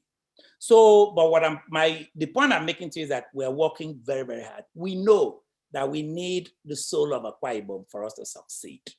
If we can get the soul of Akwa Ibom, just like the Taliban, I'm not saying we are Taliban, we're obviously a democratic group. Just like the Taliban got the soul of the Pashtuns. When the Taliban got the soul of the Pashtuns in Afghanistan, I don't care how many helicopters. They would even go into nations and those ones will hand over their gun because they have the soul of the people. So for us, this is what keeps me awake at night.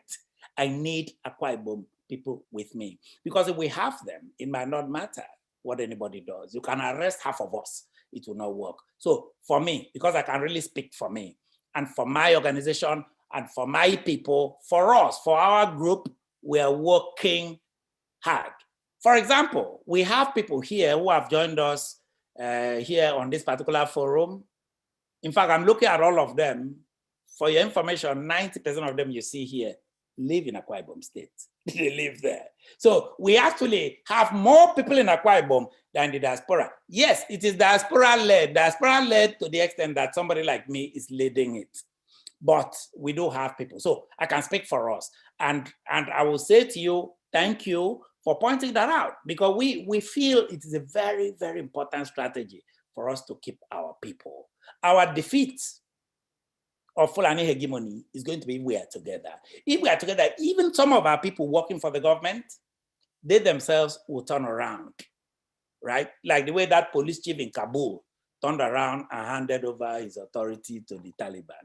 I keep saying this Taliban thing because it's on TV these days. But the thing is, what I'm essentially saying is that, yes, you are right. We need to bow down. We need to double down on Akwa Ibom people, because that's where success is going to come from.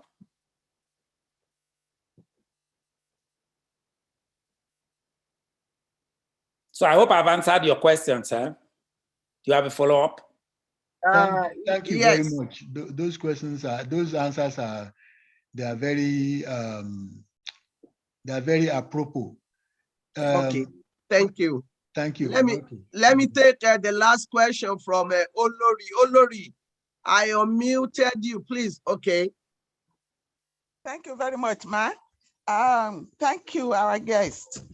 My question is about the 1 million man march in New York.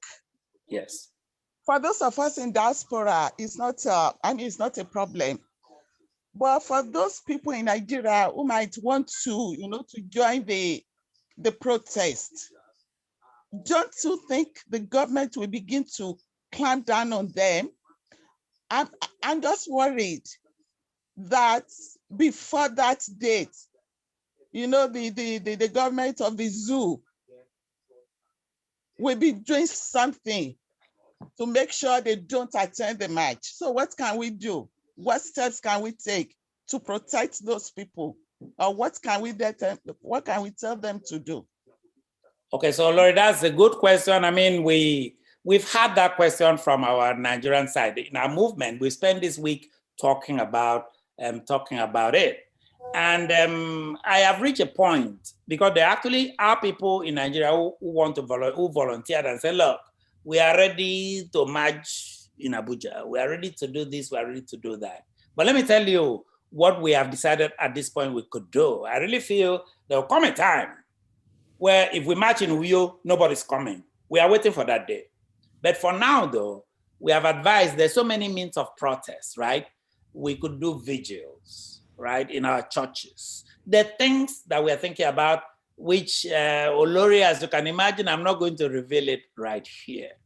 But whatever we are doing, we're going to try not to expose our people. But we are seriously looking for a way to mark that day. Yeah, True, in the diaspora, no problem. In the diaspora, we know we have rights here. The diaspora is not Nigeria. But in Nigeria, it has, because they want to do it. I did not really necessarily want them to do it, but they want to participate. And I don't want to expose them, but we are thinking about how to get them to at least mark that day. Okay, thank you. Thank you. Yeah. Thank you. We have had a lot for almost 2 hours. I sincerely thank you for your effort. The last question that I'm going to ask is, I mean, you have plans. Everybody that are doing this, they have plans. My question is, they said a calabash, if we can't open it, we can break it. Do you think it may get to that level that if this calabash is not openable, we can just smash it? Do you think it can get to that level? I actually believe so. I'm obviously not a historian or a political scientist. I'm actually a natural scientist by training. But I will say to you this, that, when you are struggling with the calabash, you struggle, you open it, you cannot. The calabash will break even without you realizing it.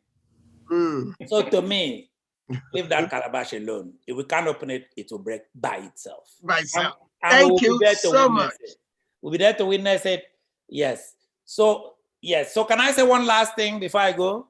Yes, please. So, because as I pointed out, I believe that the Southwest, our natural brother, at least for me and for many of the people. In fact, some of our people I see here, these are Southwest people like Chris. So for us, we want your support. We want your support. We want to work synergistically, but we strongly want your support at this point So I'm going to ask you, anywhere you go, if you see this, please like it. Like this. This is the flag of Akwa Ibom People's Republic. Thank you. Thank you. Thank you very much. On behalf of Yoruba GBODE team, our wise men and our participants all over the world, I'd like to thank you sincerely for your efforts, for your participation on this program. And I wish the Akwa Ibom Coalition movement success in all their endeavors. Thank you so much. Thank you, sir. Thank you. We're going to call you again. This Baba Adeboye. Baba Adeboye. Please don't go, sir. Baba Adeboye. I don't know whether this is new hand or old hand. I'm here. I'm here. Is it old hand raised up or new it's hand? New hand. I want to make a comment. Of course, Baba Adeboye's hand is old. I want to make a comment. You want an old man to have a... Can you hear me? Nice hand? Can you hear me? Yes, we can hear you. Ejo, I really want to make this comment so that for those of you who are students of the Bible, I used to be, there is a epistle of Paul to the Galatians, chapter 4, verse 11. He was concerned about laboring in vain. I do not want us to labor in vain. And therefore, I'm going to urge us. Nigeria used to pride itself on just a nonsensical talk that they made about unity in diversity. I have nothing against diversity. But there can also be diversity in unity. And what we need today is a kind of unity that can come from a diverse set of people in search of autonomy. In order to make my point a little clearer, I beg that we should all become students of history. There's nothing wrong with learning the past. There is something wrong with not knowing the past so you don't necessarily know how it will guide the future. Frederick Lugard had said so many things about the different peoples in Nigeria. I want us to go and study what he said. Frederick Lugard believed that the Fulani were not of African origin. They were not the Groid people. And therefore, he favored them to align with him in trying to tame and conquer the people that are native to Africa. He also urged the Fulani to go along with him. And therefore, I'm not surprised that Nigeria that we are talking about today is a Nigeria that was founded essentially at the beginning of the 1900s and ruled by aliens who transferred the rulership to another set of aliens from the Lugard's point of view.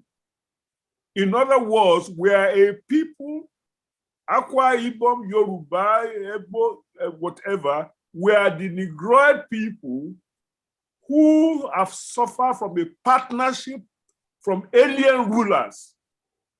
It wasn't that the Lugard and the British respected the Fulani. You need to read what he said about them. But they collaborated with them because Fulani are closer in their estimation to Europeans and because they are of Middle East origin. I didn't say that Lugard was 1000% right in his evaluation. I'm saying what motivated him to partner with Fulani, and eventually he and his descendants handed the rulership of the Negro people to another set of alien rulers. And that's what we are struggling with today. So we need diversity. We have diversity. We need unity in our diversity. And we need diversity in our unity. Thank you. Thank you, sir. Thank you very much. The program is still on. Please don't go. This is this part is very, very important to all of us. I'm going to take this opportunity to call Dr. Fola Jogun Oluwajana. He is going to talk to us about this COVID Delta variant, because we don't know where we are. We thought it's going to be just, something that is going to be brief and will be over with this COVID-19. But like Yoruba, we say, kakake we are going there, lile lonely. So I'm very happy to introduce Dr. Fola Jogun Oluwajana. Dr. Oluwajana, you are welcome again to this program. Yeah, thank you, Olotu. And I'm happy to be on this forum again to listen to people like Offiong, Aqua. I will just say a little bit of my own political interest before I start on the scientific one. Okay, all right. I can see that most of the people here are people who have witnessed the good, the bad, the ugly, and the very, very ugly of Nigeria. And that is why we are all here. No beautiful at all. And I will just urge you politicians, to continue in your endeavor to liberate the country. Thank you. So back to my own presentation. Now let me ask you this question before you go on. This Delta, where did they originate from? If you know, please can you tell us? And also, why is it Delta? Is it from Delta Airline? People are running away from Delta Airline. Or Delta State. Or Delta State. Or Akwa Ibom. Yeah, thank you, Olotu. I think one of my very good films those days was Sound of Music, in which Maria said. I love that one too. In which Maria said, we have to when you want to sing, you begin with ABC. So Delta is the tail end of COVID-19. So it will be very superfluous to just jump to that. I think I would like to begin from the ABC first. So, but I will come to that. So don't let us. So you mean Delta is the tail end? After this Delta, no more.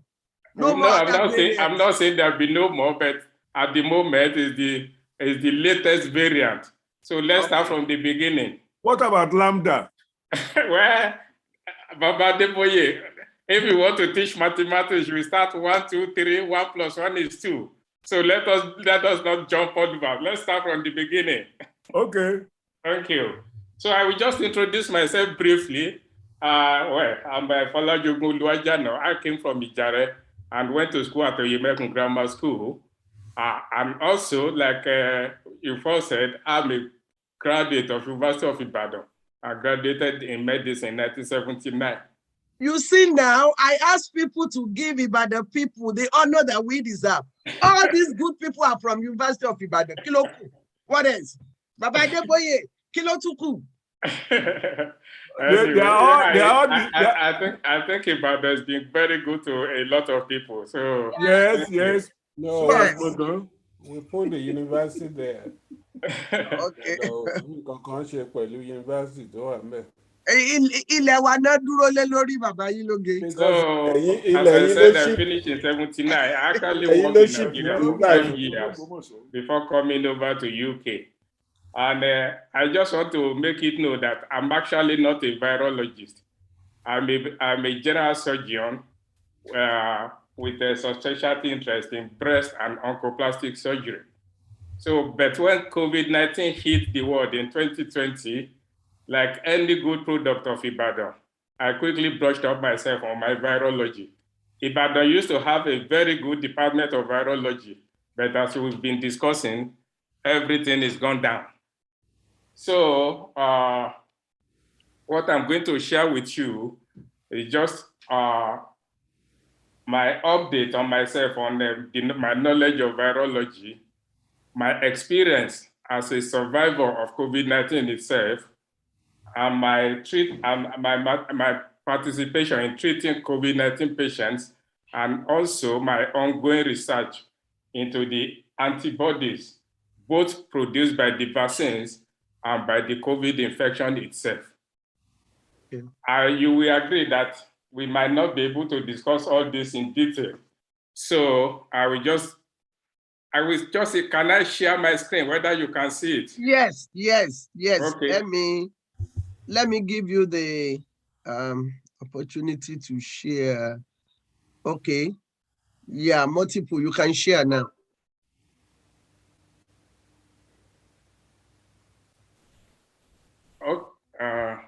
Okay. Can you see me now? Yes. Good. Yes. Right. You can see.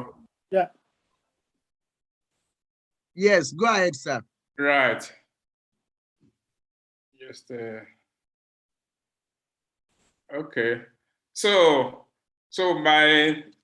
I will just limit our discussion mainly to what is coronavirus, what it is origin, and how are the scientists trying to combat it. Let me just see if I put. Put it on slideshow, sir. Yeah, that's what I'm trying to. It's at the bottom, sir. Okay. Where you have the phone. Yeah. Yes. Right. Is that better? Yes. Yeah. Yes. Good. So those are the three areas I will just try quickly to go through in the few hours that we have now. So what is coronavirus, which we refer to now as COVID-19? Well, virus is an English word meaning poison, and it is derived from the Latin word virulentus, which means virus. Well, I understand that because actually I did Latin up to school SAT in those days. Microbiologists use the name virus to refer to a group of submicroscopic infectious agents regarded as not living but extremely complex molecules. Typically, it contains a protein coat surrounding an RNA or DNA core of genetic material, but no semi-permeable membrane. They are only capable of growth or replication in living cells and cause various diseases in humans, animals, and plants. So, for example, we got a lot of virus diseases previously, like smallpox, measles, polio, common cold or influenza, rabies, yellow fever, Ebola, AIDS. These are all viral diseases. So virus is naturally not new to the human population. But this new one, and that's why it is called novel coronavirus, is new in the, to the group of viruses that we know. And one thing again from my Latin knowledge, the word influenza actually coined in the 15th century is Italian for influence, because when people in those days were having recurrent cold or diseases and they could not identify what it is, then they decided that maybe it is an influence of the heavenly bodies. Again, you will recollect those days, the church actually have authority on most things in the world. So that is why, and when the first pandemic broke out in 1918, which is now referred to as the Spanish flu, it was much later when the electron microscope was invented that the causative agent was identified as the H1N1 virus. Although we generally call it Spanish flu, we now know that it actually did not originate in Spain.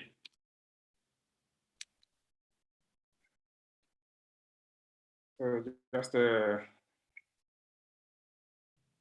good. So there's been, so the origin of COVID SARS-2 Was it engineered in laboratory? Because I know this has been a burning issue for a lot of different people, and people have different opinions. But this is what I found out. When the WHO declared it a pandemic, I asked a cousin of mine, who is a pathologist in Milwaukee, Wisconsin, whether he thought the virus could have been deliberately made. He said no, and sent me this link. I will not call, I can't put all the article or the contents on the slide. So that's the link to that article. And it is written by 3 eminent virologists who were commissioned by WHO to look into COVID SARS-2, whether it was a new mutant of coronavirus or a laboratory engineered one. So the conclusion of the 3 eminent virologists that it is a new mutant of the existing coronavirus family. And the authors are Andrew Rumbot of Edinburgh University, Edward C. Holmes from University of Sydney, Ian Lipkin from Columbia University, and Robert Gary from Tulane University in New Orleans. So we can see that various people were actually worried about this, and they actually did a lot to find out whether it was actually man-made, but the answer is no. So that will lead me to mutations in virus. So when we say a virus is mutating, as I said earlier, that the virus can only replicate or divide inside living cells. It is not itself, in itself is not able to divide or multiply, but it has to enter a host and multiply in there. So in the process of mutation inside the host cell, it can actually, it makes mistakes. And these mistakes actually lead to a new variant. And that's what we call variants. That's why I'm saying that we shouldn't jump straight to the Delta variant straight away. So it's actually a mistake that happens when the viruses are trying to divide and cause another strain. Unfortunately, for human beings or the host, the strain may be weaker and just disappear and die away. But occasionally, it could be stronger than the original strain and cause more diseases. So there are 2 terminologies used in viral mutation.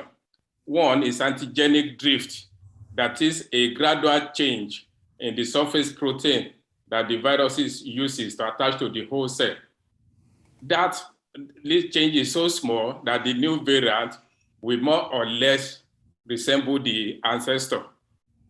But there's another type of mutation, which is called antigenic shift.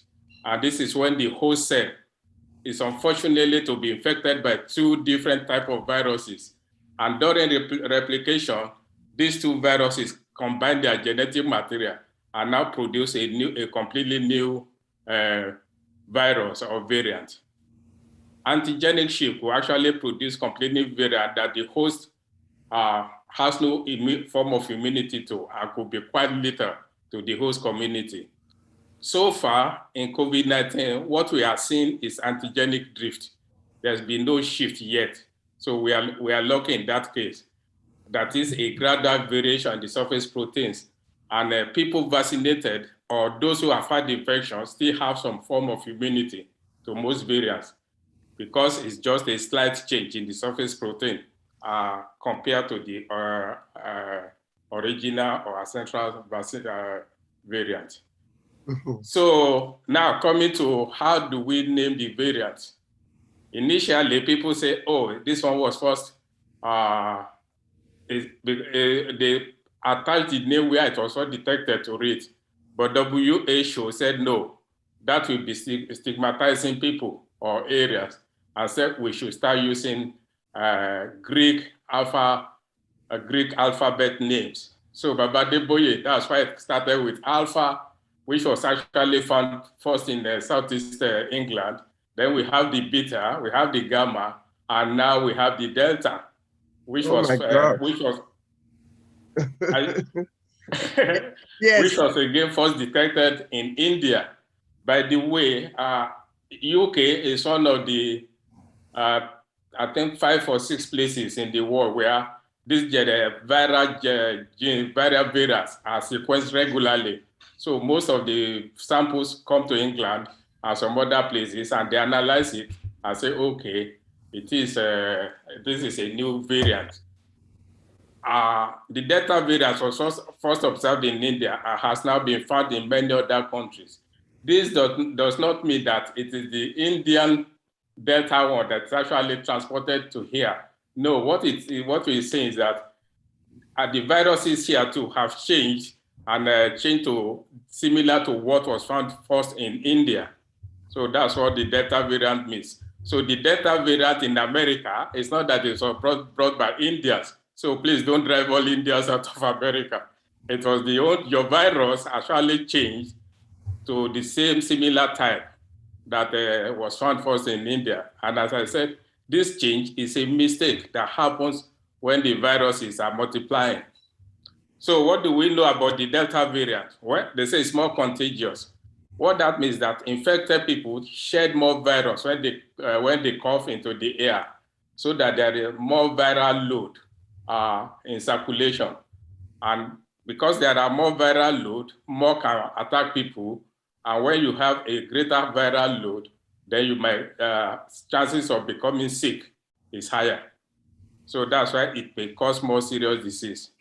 And so far, it appears to affect unvaccinated people, especially young people, more.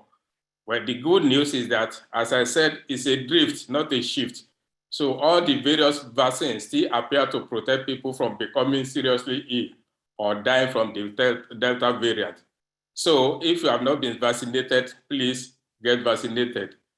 And this is logical, even given the explanation given in the previous that a drift is just a little change rather than a shift. Thank you. Well, just 2 more slides. So the vaccines are what well, I mean, Babadeboye quoted a verse in the Bible. So I'm going to quote one as well. Psalm 139, verse 14 says, I praise you, Lord. Babadeboye went to church when I went to church last when I was 3 years old. Anyway, so the psalmist said, I praise you, Lord, for I'm fearfully and wonderfully made. Your works are wonderful, and my soul know it well. Every time I read that verse, I think, how did David know how fearfully and wonderfully our body is? I don't know if there's an equivalent verse in the Quran, so the Muslims might be able to educate me on that. So our body is actually well made, and we have an inbuilt defense system, which is called our immune system. And this helps us to fight infections.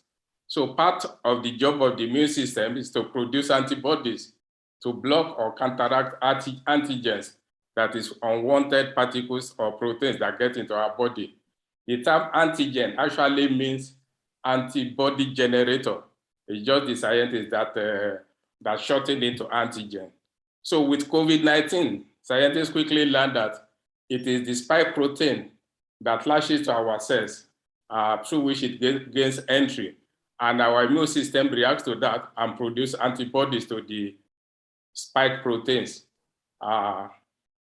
so that it will block the surface where the spike protein is going to attach itself to and prevent it from entering our cells to replicate and cause disease. So now that we can sequence this exact genome structure of the spike proteins, the scientists now synthesize this protein and make it stable and inject them into our body, so that our immune system can now produce antibodies to such protein. And this is the basis of vaccination or producing vaccines. And this is made possible because of previous experience in other virus diseases, and in particular, because we now have the electron microscope through which you can see the virus particles, and then the genome sequencing, which can help to obtain the series of proteins that actually make up that spike protein. So once the vaccine is introduced into us, our body is pre-primed to reproduce the antibodies when these viruses enter. And finally, do vaccines work? Well, the evidence coming from countries where vaccine uptake is good is yes. The vaccine reduces the risk of becoming seriously ill if infected, and the risk of being admitted to hospital and death. Has it got side effects? Yes. The main recognized side effect is the rare blood clots with low platelets. And this risk is very low. At the moment, it's about 1 in 100,000 of vaccinated people. The benefit still outweighs the risk. Initially, the European people didn't want UK to go ahead with the AstraZeneca, and they stopped taking it. But UK, thank God for Brexit, persisted and carried on. When they now realize that UK is getting out of the pandemic very quicker than them, they all went back to start taking it. Does it prevent reinfection completely? No, but it reduces hospitalization and death.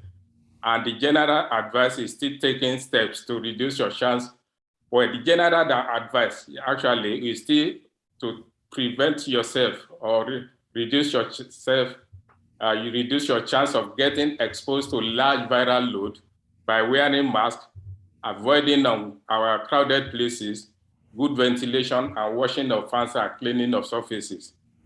Has Nigeria been lucky so far? Probably yes.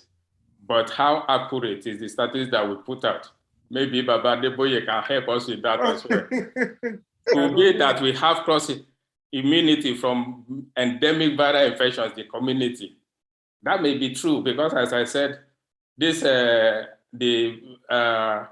viral infections may be similar, their protein may be similar, and we know we have a lot of viral infections in our community. So maybe we actually have a little bit of a cross immunity from there.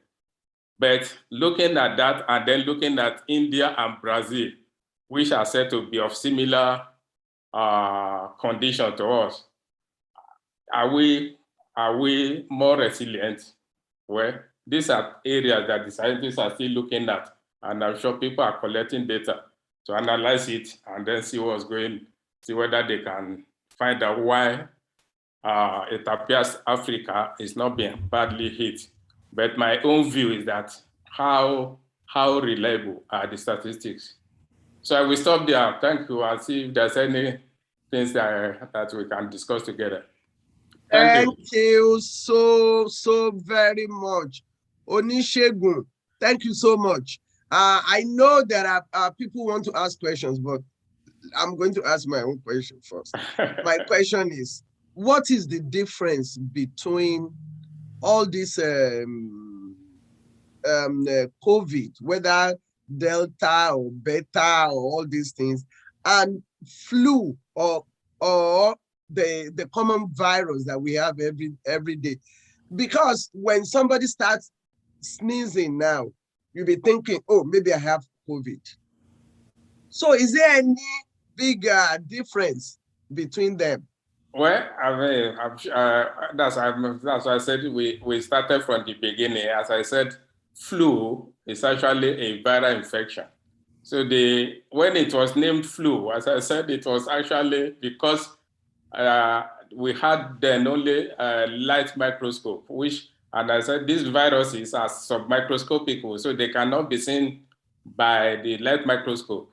So the earlier science, or actually the church then, when they didn't know people falling sick recurrently, maybe during the winter period, and they say, oh, then they said, well, this must be an influence of the gods, and they call it influenza. So it was later when the electron microscope was developed that they were able to isolate the causative agent and know that it's here. It's one type, it's a virus with the DNA, the core. As I said, the virus is actually a core genetic material surrounded by a protein coat. So the core genetic material is flu is an RNA virus as well, H1N1. So the COVID is actually another type of RNA virus. But this one, again, is because we can see it under the electron microscope and call it corona just because of its appearance. because he's wearing that crown or that spike on his head. That but makes the symptom, is there any difference in the symptom? Well, the symptom of the corona, I'm sure we've all been hammered about it now, is that, yeah, it's different because the coronavirus actually, apart from going through the nose and upper respiratory, tends to attack the lungs and multiply there. So that's why it causes coughing to start with when it's at the back of the throat. And then once it gets into the lungs, then it starts to cause difficulty in breathing, fever, and can take over and can destroy the lung. And but if you have the normal flu, people cough with the normal flu or normal colds too. Yes, so even the Offiong that we have back home, people cough with it. Yeah, so, because the normal flu, the H1N1 virus, hasn't got the affinity to go down into the respiratory, into the lungs. So it's mainly that's why they call it upper respiratory tract infection. It just stays between the nose and the back of the throat. So that's the main difference, that this one attacks straight into the lungs and can take over the whole lung and destroy it. If I may, I think what doctor is trying to say in a layman term is it doesn't really cause the kind of oedema or lung, fluid retention that damage the lung. So lung damage is not expected with normal flu. So all the symptoms that attends to lung problem are not expected to come with the normal flu that we get during the winter or Harmattan period. Okay. Okay. All right. Let me give. I still have more questions, but I want to give people an opportunity. Olori, is that an old ad or new one? Is it from the old time or new? Okay. Yeah, I'm unmuted now. Thank you very much, Doctor. I'm just worried about what is going on in Nigeria. You have mentioned it. There is no reliable statistics, to give us the real figure and let us know what is going on. But we do know that more people are dying now than, during the previous waves. You as a doctor and as a Nigerian, is there any way you can help the people back home? What information can you give them? Because now, even when we call them, they say to you, don't worry, there's nothing like COVID, don't worry. And yet people are dying. You know what? They target, I saw lowo. They said, àwọn olówó ló ní COVID, wow. I'm not rich, I can't have COVID. What about the poor people that are dying? Well, I mean, with Nigeria, again, I have mixed feelings about Nigeria, unfortunately. The first thing, as I mentioned, is that how reliable is the statistics? Then secondly, I think last year, there was an outcry that a lot of people were dying in Kano, and that even the grave diggers were overworked and could not cope. But nobody did any postmortem or even any test to see what are they dying of. So unfortunately, that is why we are on this forum, because the country is gone so bad that there is no improvement in that the education or medical facility. It's all going backwards. So that's why it's so difficult to know what to say about Nigeria. Then secondly, even the poor, the West here, trying hard, sending vaccines to them to be given. And then we have our so-called men of God going on the people or the pulpit, telling them not to take the vaccines. So again, I've done a lot of this presentation to Nigerian communities in the UK, just to try to convince them that I mean, I still remember one particular pastor who says that COVID-19 is originated from 5G, and that is through 5G that is transmitted to people. When I hear such that, I just feel like weeping, because it just shows how ignorant that pastor is. And if somebody, a human being, is ignorant about the earthly problems, how is he going to be able to teach us or inform us about heavenly ideas? So we're just following ignorant people. God himself gave us this knowledge, gave us the science to be able to develop and use these things. And yet, we have our people we're discouraging them from using it.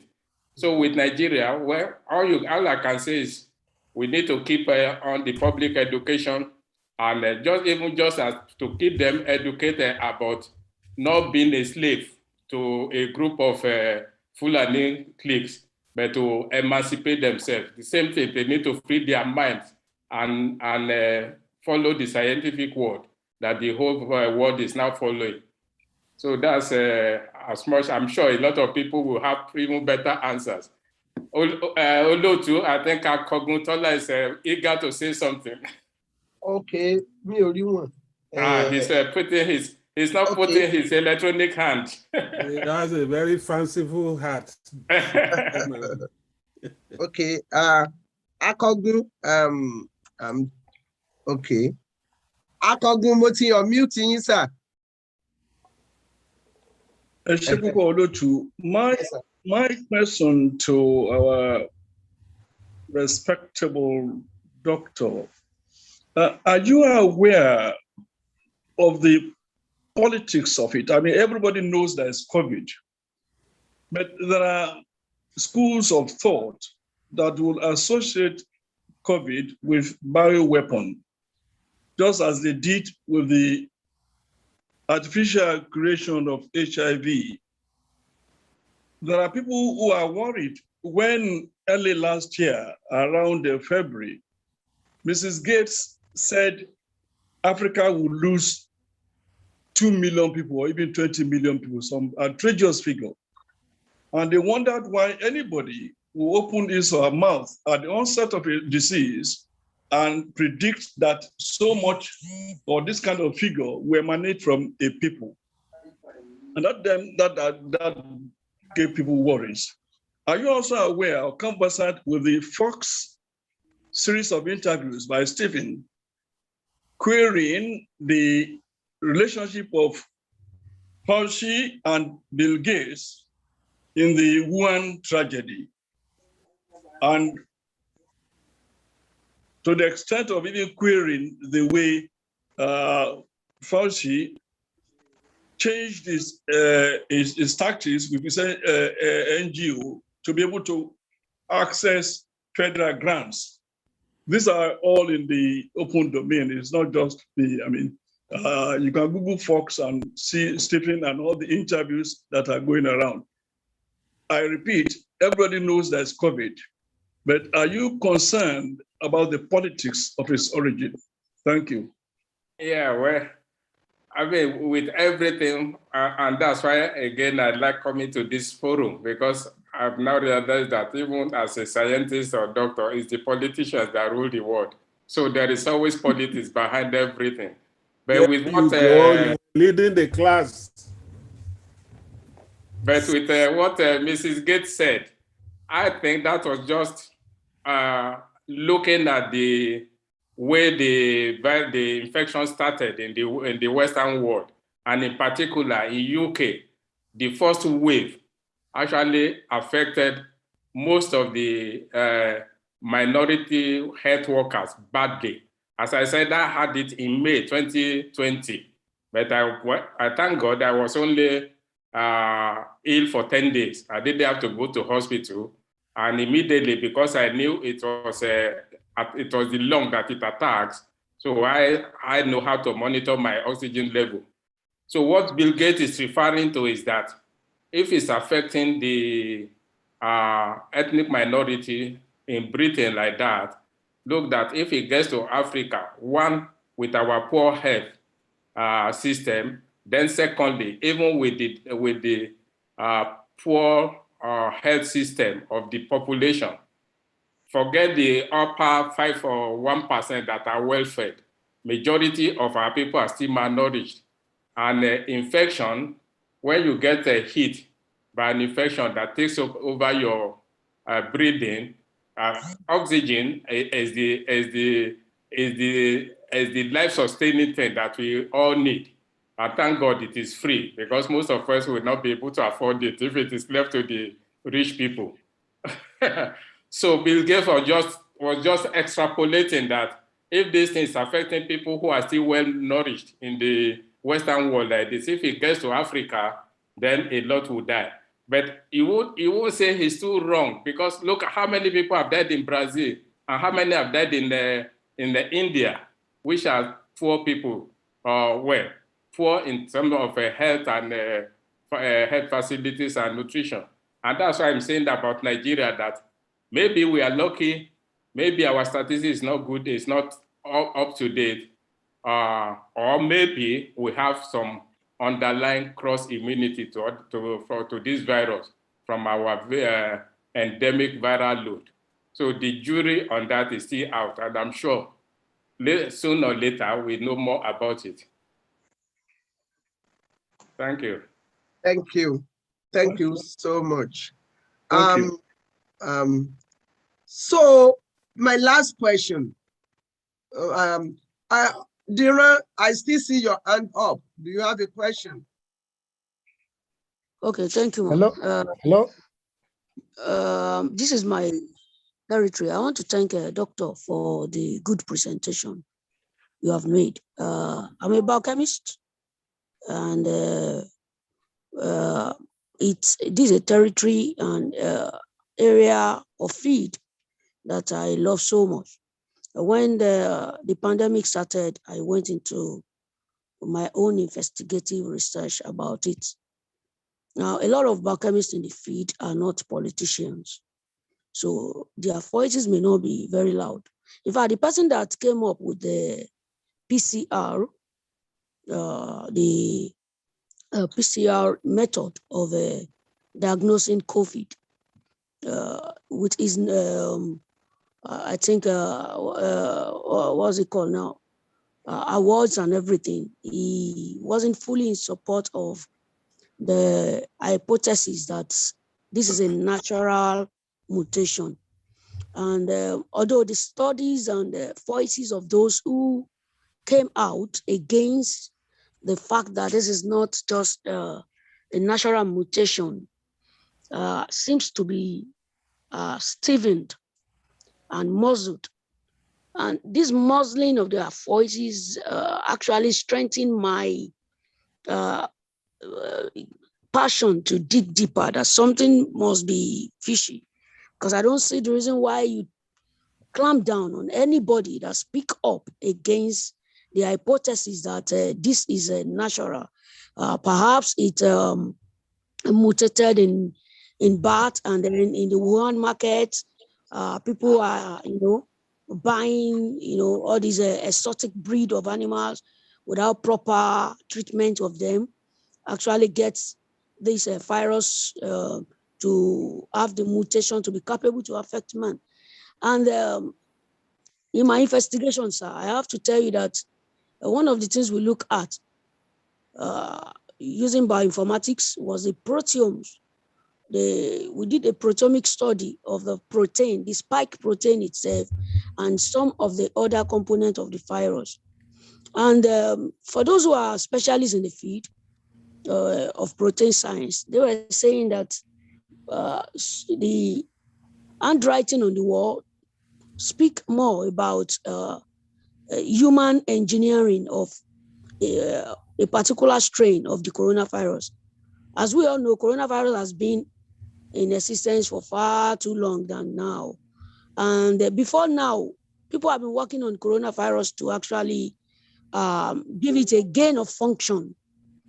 That is to make it, to get a particular strain of the virus to perhaps if it is the dog coronavirus. Now, we have the canine coronavirus, which is found in dog. We have the feline coronavirus found in cats.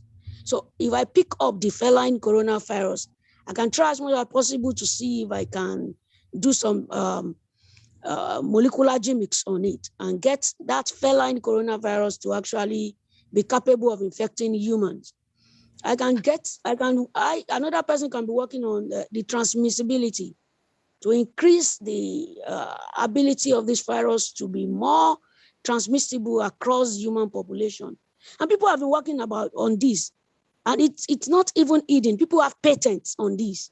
But all of a sudden, when this became a pandemic, all of these studies that has been ongoing, everybody kept silent about it. And I dig, and I saw this as far back as 2006. That has been working on this with patents, 2002 even the 1990s, working on coronavirus and gain of function.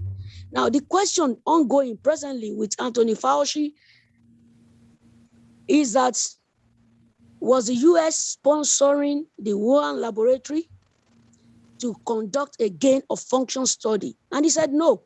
But later, some of his leaked correspondences show that actually some of the research that were being sponsored, even in the Wuhan laboratory, where this originated from, although they said it's a Wuhan market, but you have a P4 laboratory in the same place you claim the Wuhan market is, So now, there, without any iota of doubt, has been gain of function study on coronavirus. That is one thing we biochemists know. In fact, as a biochemist, it will be a star on my shoulder for me to be able to pick up, for instance, the Middle East respiratory virus now, and they adapt it to be like coronavirus. That's a good work for me. I can even get paid for it. I can get a patent for it. And this is what a lot of scientists, biochemists, molecular biologists have been working on. And one of them, a leader, I've forgotten her name now, a leader in this field, in the Wuhan laboratory virology lab, and she already have patents in improving coronavirus. So I know that medical doctors want the best for their patient and want, as innocent hearted as they can be, want to treat their patient with the best treatment available. But still, sir, I want you to consider the fact that there's a lot more that meets the eye, sir. Don't see everybody. Thank you. Is it possible for some of us who are also doctors to make comments? Yeah, Yaulotu, Ba Shegun Alabe wants to talk. Yeah, let him speak. Okay, I'm also a graduate of Ibadan. I qualified in 1973, which is a few years before guest speaker. Now, as a doctor, I'm actually not interested in the politics at all. But for people who are in the UK,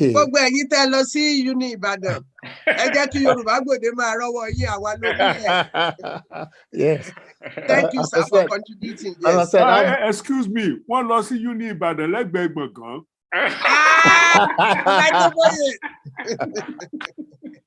Now, as I said, I'm actually not interested in the politics at all. Yeah. What I want people to realize, those who are in the UK, is this: that from your pharmacist, you can obtain the antigen lateral flow test. Exactly. You can go to your pharmacist. It is free of charge, and you can test yourself. So it's interesting to hear about what Fauci said, who said who went to where. The fact of the matter is that you don't want to die of ignorance. No, exactly. Don't worry about what anybody tells you is this, that, and the other. Look after yourself. And the best way of doing it is to get one of these and you test yourself. Yeah. And anytime you go into the train, or for example, if you go to, like I went to watch the football match on Saturday, you come back home, you test yourself to make sure that you are free of the virus. So is it immediate, like, let's say you think you are exposed today. So if like tomorrow you go to do the test, are they going to find it? You might do. That's what, but this is for a whole, that's 7 days in here. Yeah. So you can test yourself serially. Every day. Yes. Well, every other day. You don't have to do it every day, every 3 days or whatever. All you are interested in is finding out whether you've been exposed to the virus. Okay. All I'm saying is that I'm not bothered where it came from or who did what to what. You need to look after yourself. Your own safety is more important than all the politics in the world.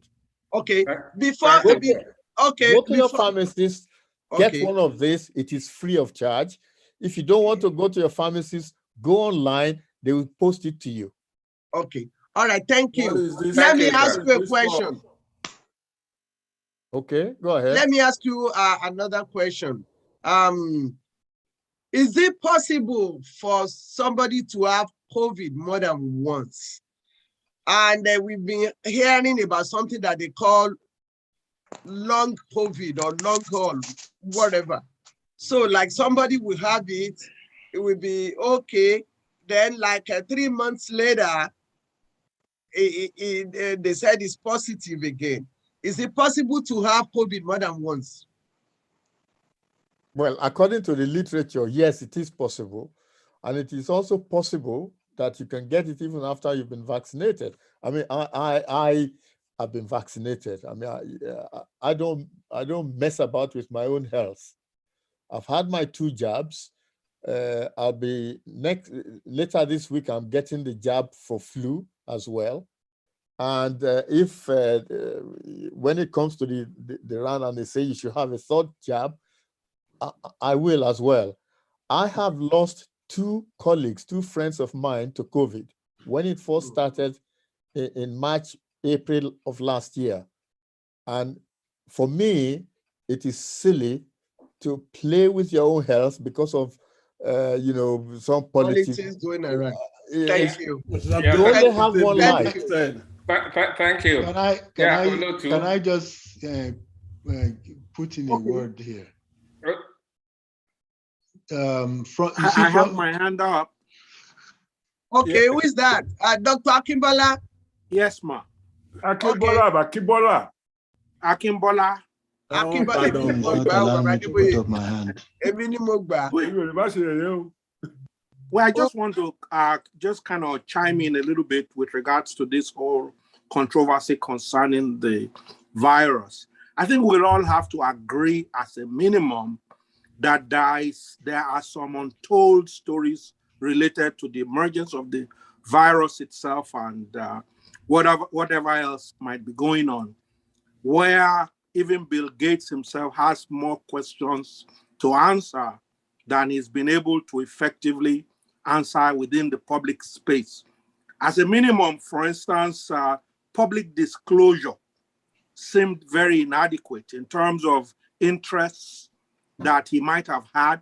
We're aware of eugenic affiliations, and we're also just aware Tuskegee is real to a lot of Black folks globally.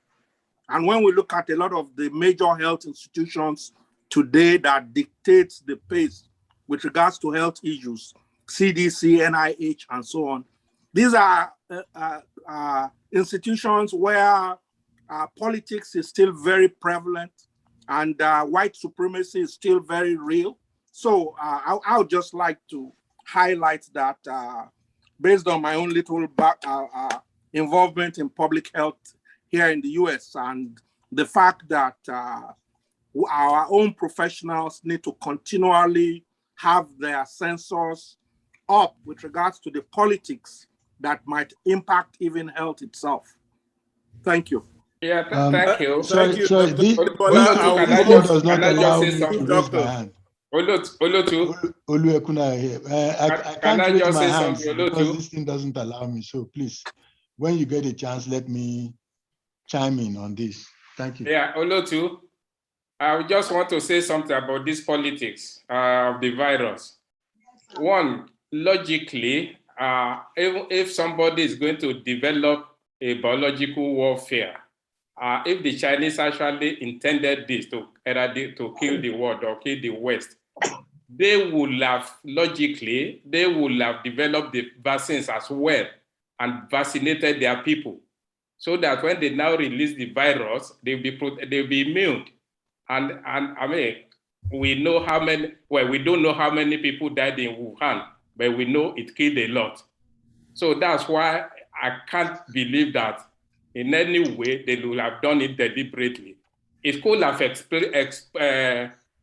been inadvertently released from the laboratory in Wuhan or anything. That's possible, and that is an accident. But logically reasoning, I don't think it was deliberately engineered to kill the whole world. So where are they going to sell their products to? Who is going to buy it from them if they kill everybody? And then somebody is saying that the UK, that they have some ulterior agenda. The NHS is probably one of the best, the higher employer of human labor in the UK. And that is what is driving the economy and everything else. As our Lutu said, health is wealth. So do you think they want to kill everybody, all the 66,000 people working in the NHS first? How are they going to survive?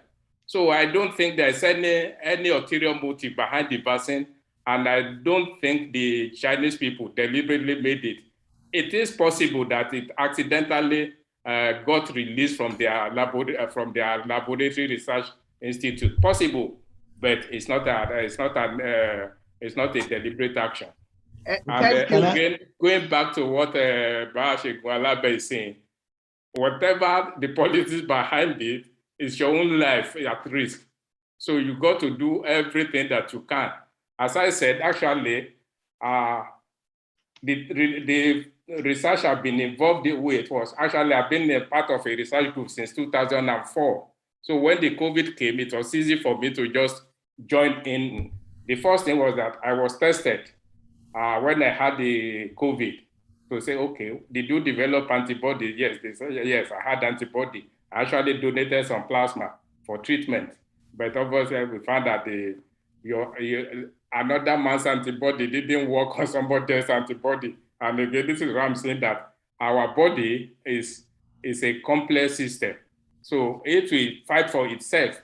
And if you get an infection, your body has to produce your own antibody, its own antibody. I don't think antibody from another person is going to work for you, because your body will even recognize that antibody as a foreign agent as well, and might actually attack it. Then secondly, when I had the vaccine, the 2 doses, I had another test. Okay, and then they say, yeah, I still got another. I asked them, antibody to what? Is it to your vaccine or to the COVID itself? Then they said, okay, we're going to be able to analyze that in about 6 weeks' time. And then they did it about 4 weeks ago. And my antibody is actually to the original COVID, not to the vaccine. So in the end, your body is your best protector, and you have to protect yourself. As I said, as Baashe was saying, wear your mask, wash your hand, avoid crowded places, and do the test. If you're in UK, you can get this free test. Even if you want to do the PCR, there are big centers that you can walk into, and they will take it from your nose and your throat and do a PCR test for you. But above all, the vaccine is still preventive and is still reducing risk of death and hospitalization. So if you are given whatever Fauci is saying, whatever you think Bill Gates is saying, protect yourself. Thank you, sir. Thank you. Now, the last question. All these things that we eat, they told us, agbo, ewe jagba, atewe jogbo, our original things, like ginger, garlic, bogwe, all those things. Do they help at all when the person has COVID? And also, at what level does anybody who have a COVID must know that I had to go to hospital? Because sometimes they say when you go to hospital, they just send you back. Well, again, I will base it on my experience in UK. I guess I said when I had it, I mean, because I knew that it's the lung that this is affecting. So all I did was, well, actually I have a pulse oximeter, which I used to teach medical students. So I just use that to monitor my oxygen saturation. And most of the time it was above 95. So I was tired and I had the fever, but I knew I didn't need to get to hospital. And my colleagues were ringing me and say, if you think things are changing, let us know.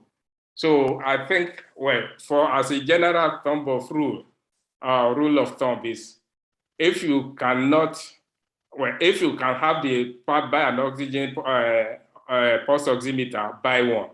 If your oxygen saturation is, once it's getting below 92, then you need to ring in the ambulance, asking them to take you and see what the advice will be. I don't know the system down in America or other parts of the world, but in the UK, if you ring, if you don't need to go to hospital, if you ring them and say you've been tested for, you've been positive tested for COVID, and you say you've got a difficulty breathing, they will send the ambulance straight away.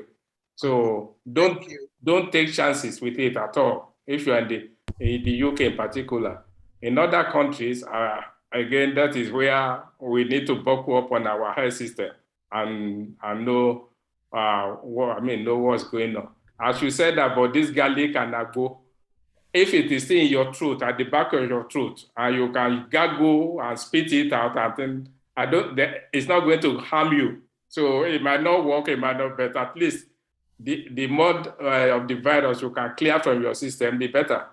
So I wouldn't disregard it, that it's not useful, but again, you need to look at the other symptoms as well. Yes, especially tó jẹ́ pé ọmọ àgbolẹ̀ yìí náà kẹ́ tó di dókítà òyìnbó. Can I actually my grandfather was Abu. Wow. That is my point. We should find out all our medicine, how we can industrialize it, all our agbo and stuff like that. I was sharing with somebody that, okay, they were talking about a way, I don't remember what they call it, but it's the hibiscus plant. It helps so much. They said it has a lot of vitamin C. I'm not saying that it's a cure for COVID-19. No, that's not what I'm saying. But I'm saying that if people have common cold, and you keep drinking it. But one day I went to Whole Food. I used to buy tea from there, and I saw this tea, said hibiscus tea. I jumped and I bought it. It was only $9 in the sachet, and they got $13, 13 American dollars from me. So I was reading it. I just got blown when I read made from hibiscus plant from Nigeria. And I'm like, over there, Kulewa, same thing. So we should be thinking about how we can. This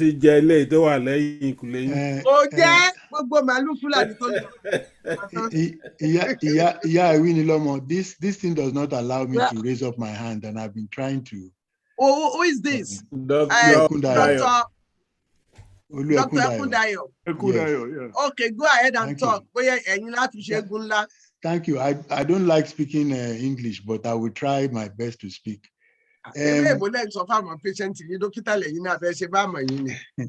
Well, thank you. But what has been said is really very, very important.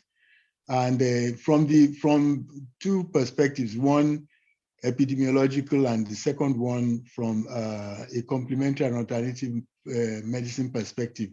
First of all, those what they call alternative and complementary approaches, they are known to be generic immune boosters. and they also help with the biochemistry of the body, so that the body itself can work in a balanced way. But beyond that, when we talk about the epidemiological aspects of this, we all know that the 1910 or is it 1914 flu pandemic has not gone away. It's still with us. That's over 100 years later. It keeps coming and going, and it's changing, and it's coming up with various strains. We should not forget that this COVID-19 is just a cousin to that virus. And so we need to prepare ourselves to be able to continue with it. You know, you have this cohort effect in which the group of us who had who had vaccines now or who lived with it now will die away. And in 40 years' time, you'll have a group of people, a large, a majority of the population that is not immune in any way to it. And they too will have an upsurge in cases. So I think it's important for us to look at it from that point of view. And then from the political point of view, we know that there's a lot of it going on especially in the US, where you have 75 million people who say they're not even going to put on masks, they're not going to take vaccines and all those things. The thing is this: use your common sense. Do not take anything lightly. We know about Tuskegee, but we also know that if you don't take the appropriate precautions, cover your nose, cover your mouth, wash your hands, take your vaccines, and take the medicines that you need to take, you will die. So don't let anybody deceive you. You have to choose between all those stories and your life. So please, I really appreciate what Dr. Oluwajano has said about and what Dr. Bashegwalabe. I was looking for his name. I was looking for his name. I can tell you my name. My name is Shola Oni. Oh, Dr. Oni. Yeah. And Leo. I was in Ibadan too, but I came out in 78 from the same ABH. So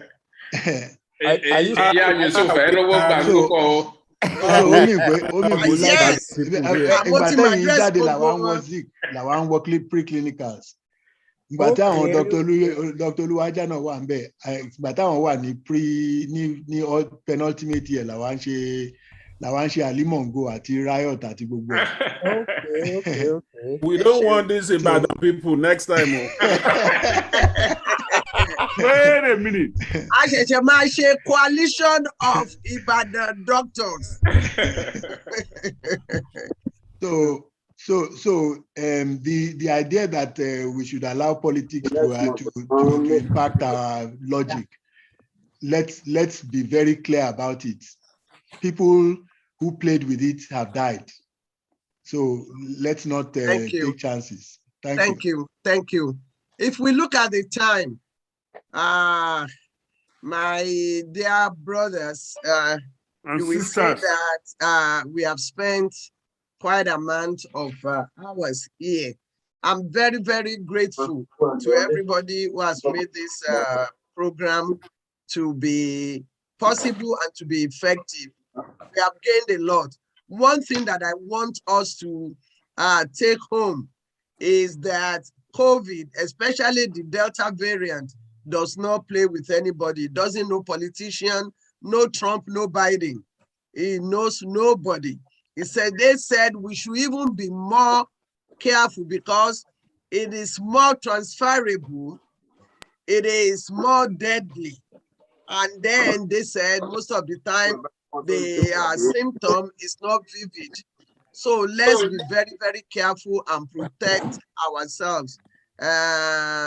Ọ̀wọ̀ ló máa ń yọ ní kọ̀ọ̀kan. Àwọn ọmọ Yorùbá kì í ṣe ọ̀wọ̀. Àní yọ ní kọ̀ọ̀kan, gbogbo wa la máa mórí délé láṣẹ Elédùmarè. Before Eri, my welcome, sir. Ẹni tí ó bá omi ìṣanwọ́ kó mọ̀ sọ pé òun ò bá nǹkan oúnjẹ ní Yorùbá kó ṣàbòmí ìṣanwọ́. Ẹ káàbọ̀ sórí ètò yìí bí a ti ń gbìyànjú láti máa dágbére. I thank everybody, but let me make this following announcement. Yorùbá ẹ dákun ẹ má jẹ́ mute gbogbo wa o. Mo rò pé tí ó fẹ́ gbà náà nù. So, let me make this following announcement. Yoruba language class, we have been on holiday for the end of the semester. The holiday is coming to an end. On August 30, we're going to start a new semester for the continued students and for new students. Please contact Yoruba GBODE. You all have Yoruba GBODE number. And if you don't, I'm going to put it up again. When you contact me, you'll be able to get the registration form and you can be a part of this. You'll be surprised if you see what our children, just for 2 semesters, they have started speaking. When we are going to talk about our Yoruba nation, our children must be part of it. That is number 1. Number 2, please don't forget, if you have surplus, donate to Yoruba GBODE. We are struggling to keep this program on and on and on forever, and even expand it. To some people who have donated 1, 2, 3, 4, 5 times, I'm very, very grateful to them. But ni ìbọn ọtí ò tán, àlejò lọ. Please help us so we can expand Yoruba GBODE. We want to make sure that people can hear us on traditional radio. My Iyalata and my Iyelefo that is not able to get online or on Zoom or any other thing, they should be able to hear us on traditional radio. We are working on that. Thank you so much. On behalf of Yoruba GBODE team, some of them that you don't see today, there are reasons, there are good reasons. They don't just abandon Yoruba GBODE. On behalf of them, I'm very, very grateful for to everybody that has been here today. And let me tell you, by the grace of God, next week, we are hosting Baba Aliu. Baba Aliu came one time to talk to us about why Yoruba nation. This Sunday coming, he is coming to enlighten us. He was born and raised in the North. He's coming to enlighten us about the Fulani origin and their politics. So please, let's meet him. Let's join with him next Sunday. Also, we talk about Chief Obafemi Awolowo a couple of weeks ago. Next Sunday, also, the second part, we are going to be talking about Chief S.L. Akintola. We are going to talk about him, his part in Nigerian politics, and what he is noted for, what we remember him for. And then there was something that people said. They said, somebody asked me, do I know why they call him Babalamilami? I said, I don't know. So if you know it, I don't know whether it's complimentary or derogatory. I heard it that they call him that. So if you know the reason and you are able to tell us and it is credible, Yoruba GBODE is going to give you some gift for that. Ọkùnrin yóò gba fìlà, obìnrin yóò gba gèlè, if we can get that. Thank you so much for your time. Thank you for your love for Yoruba language and culture. Until next Sunday, I'm grateful to all my engineer. Duran, you jump in to be an engineer today. I am very, very grateful. Thank you for your help. I'm grateful to my in-house engineer, Ayoteju Adekunbi Yusuf. Thank you. I'm grateful to everybody that has made today's program possible.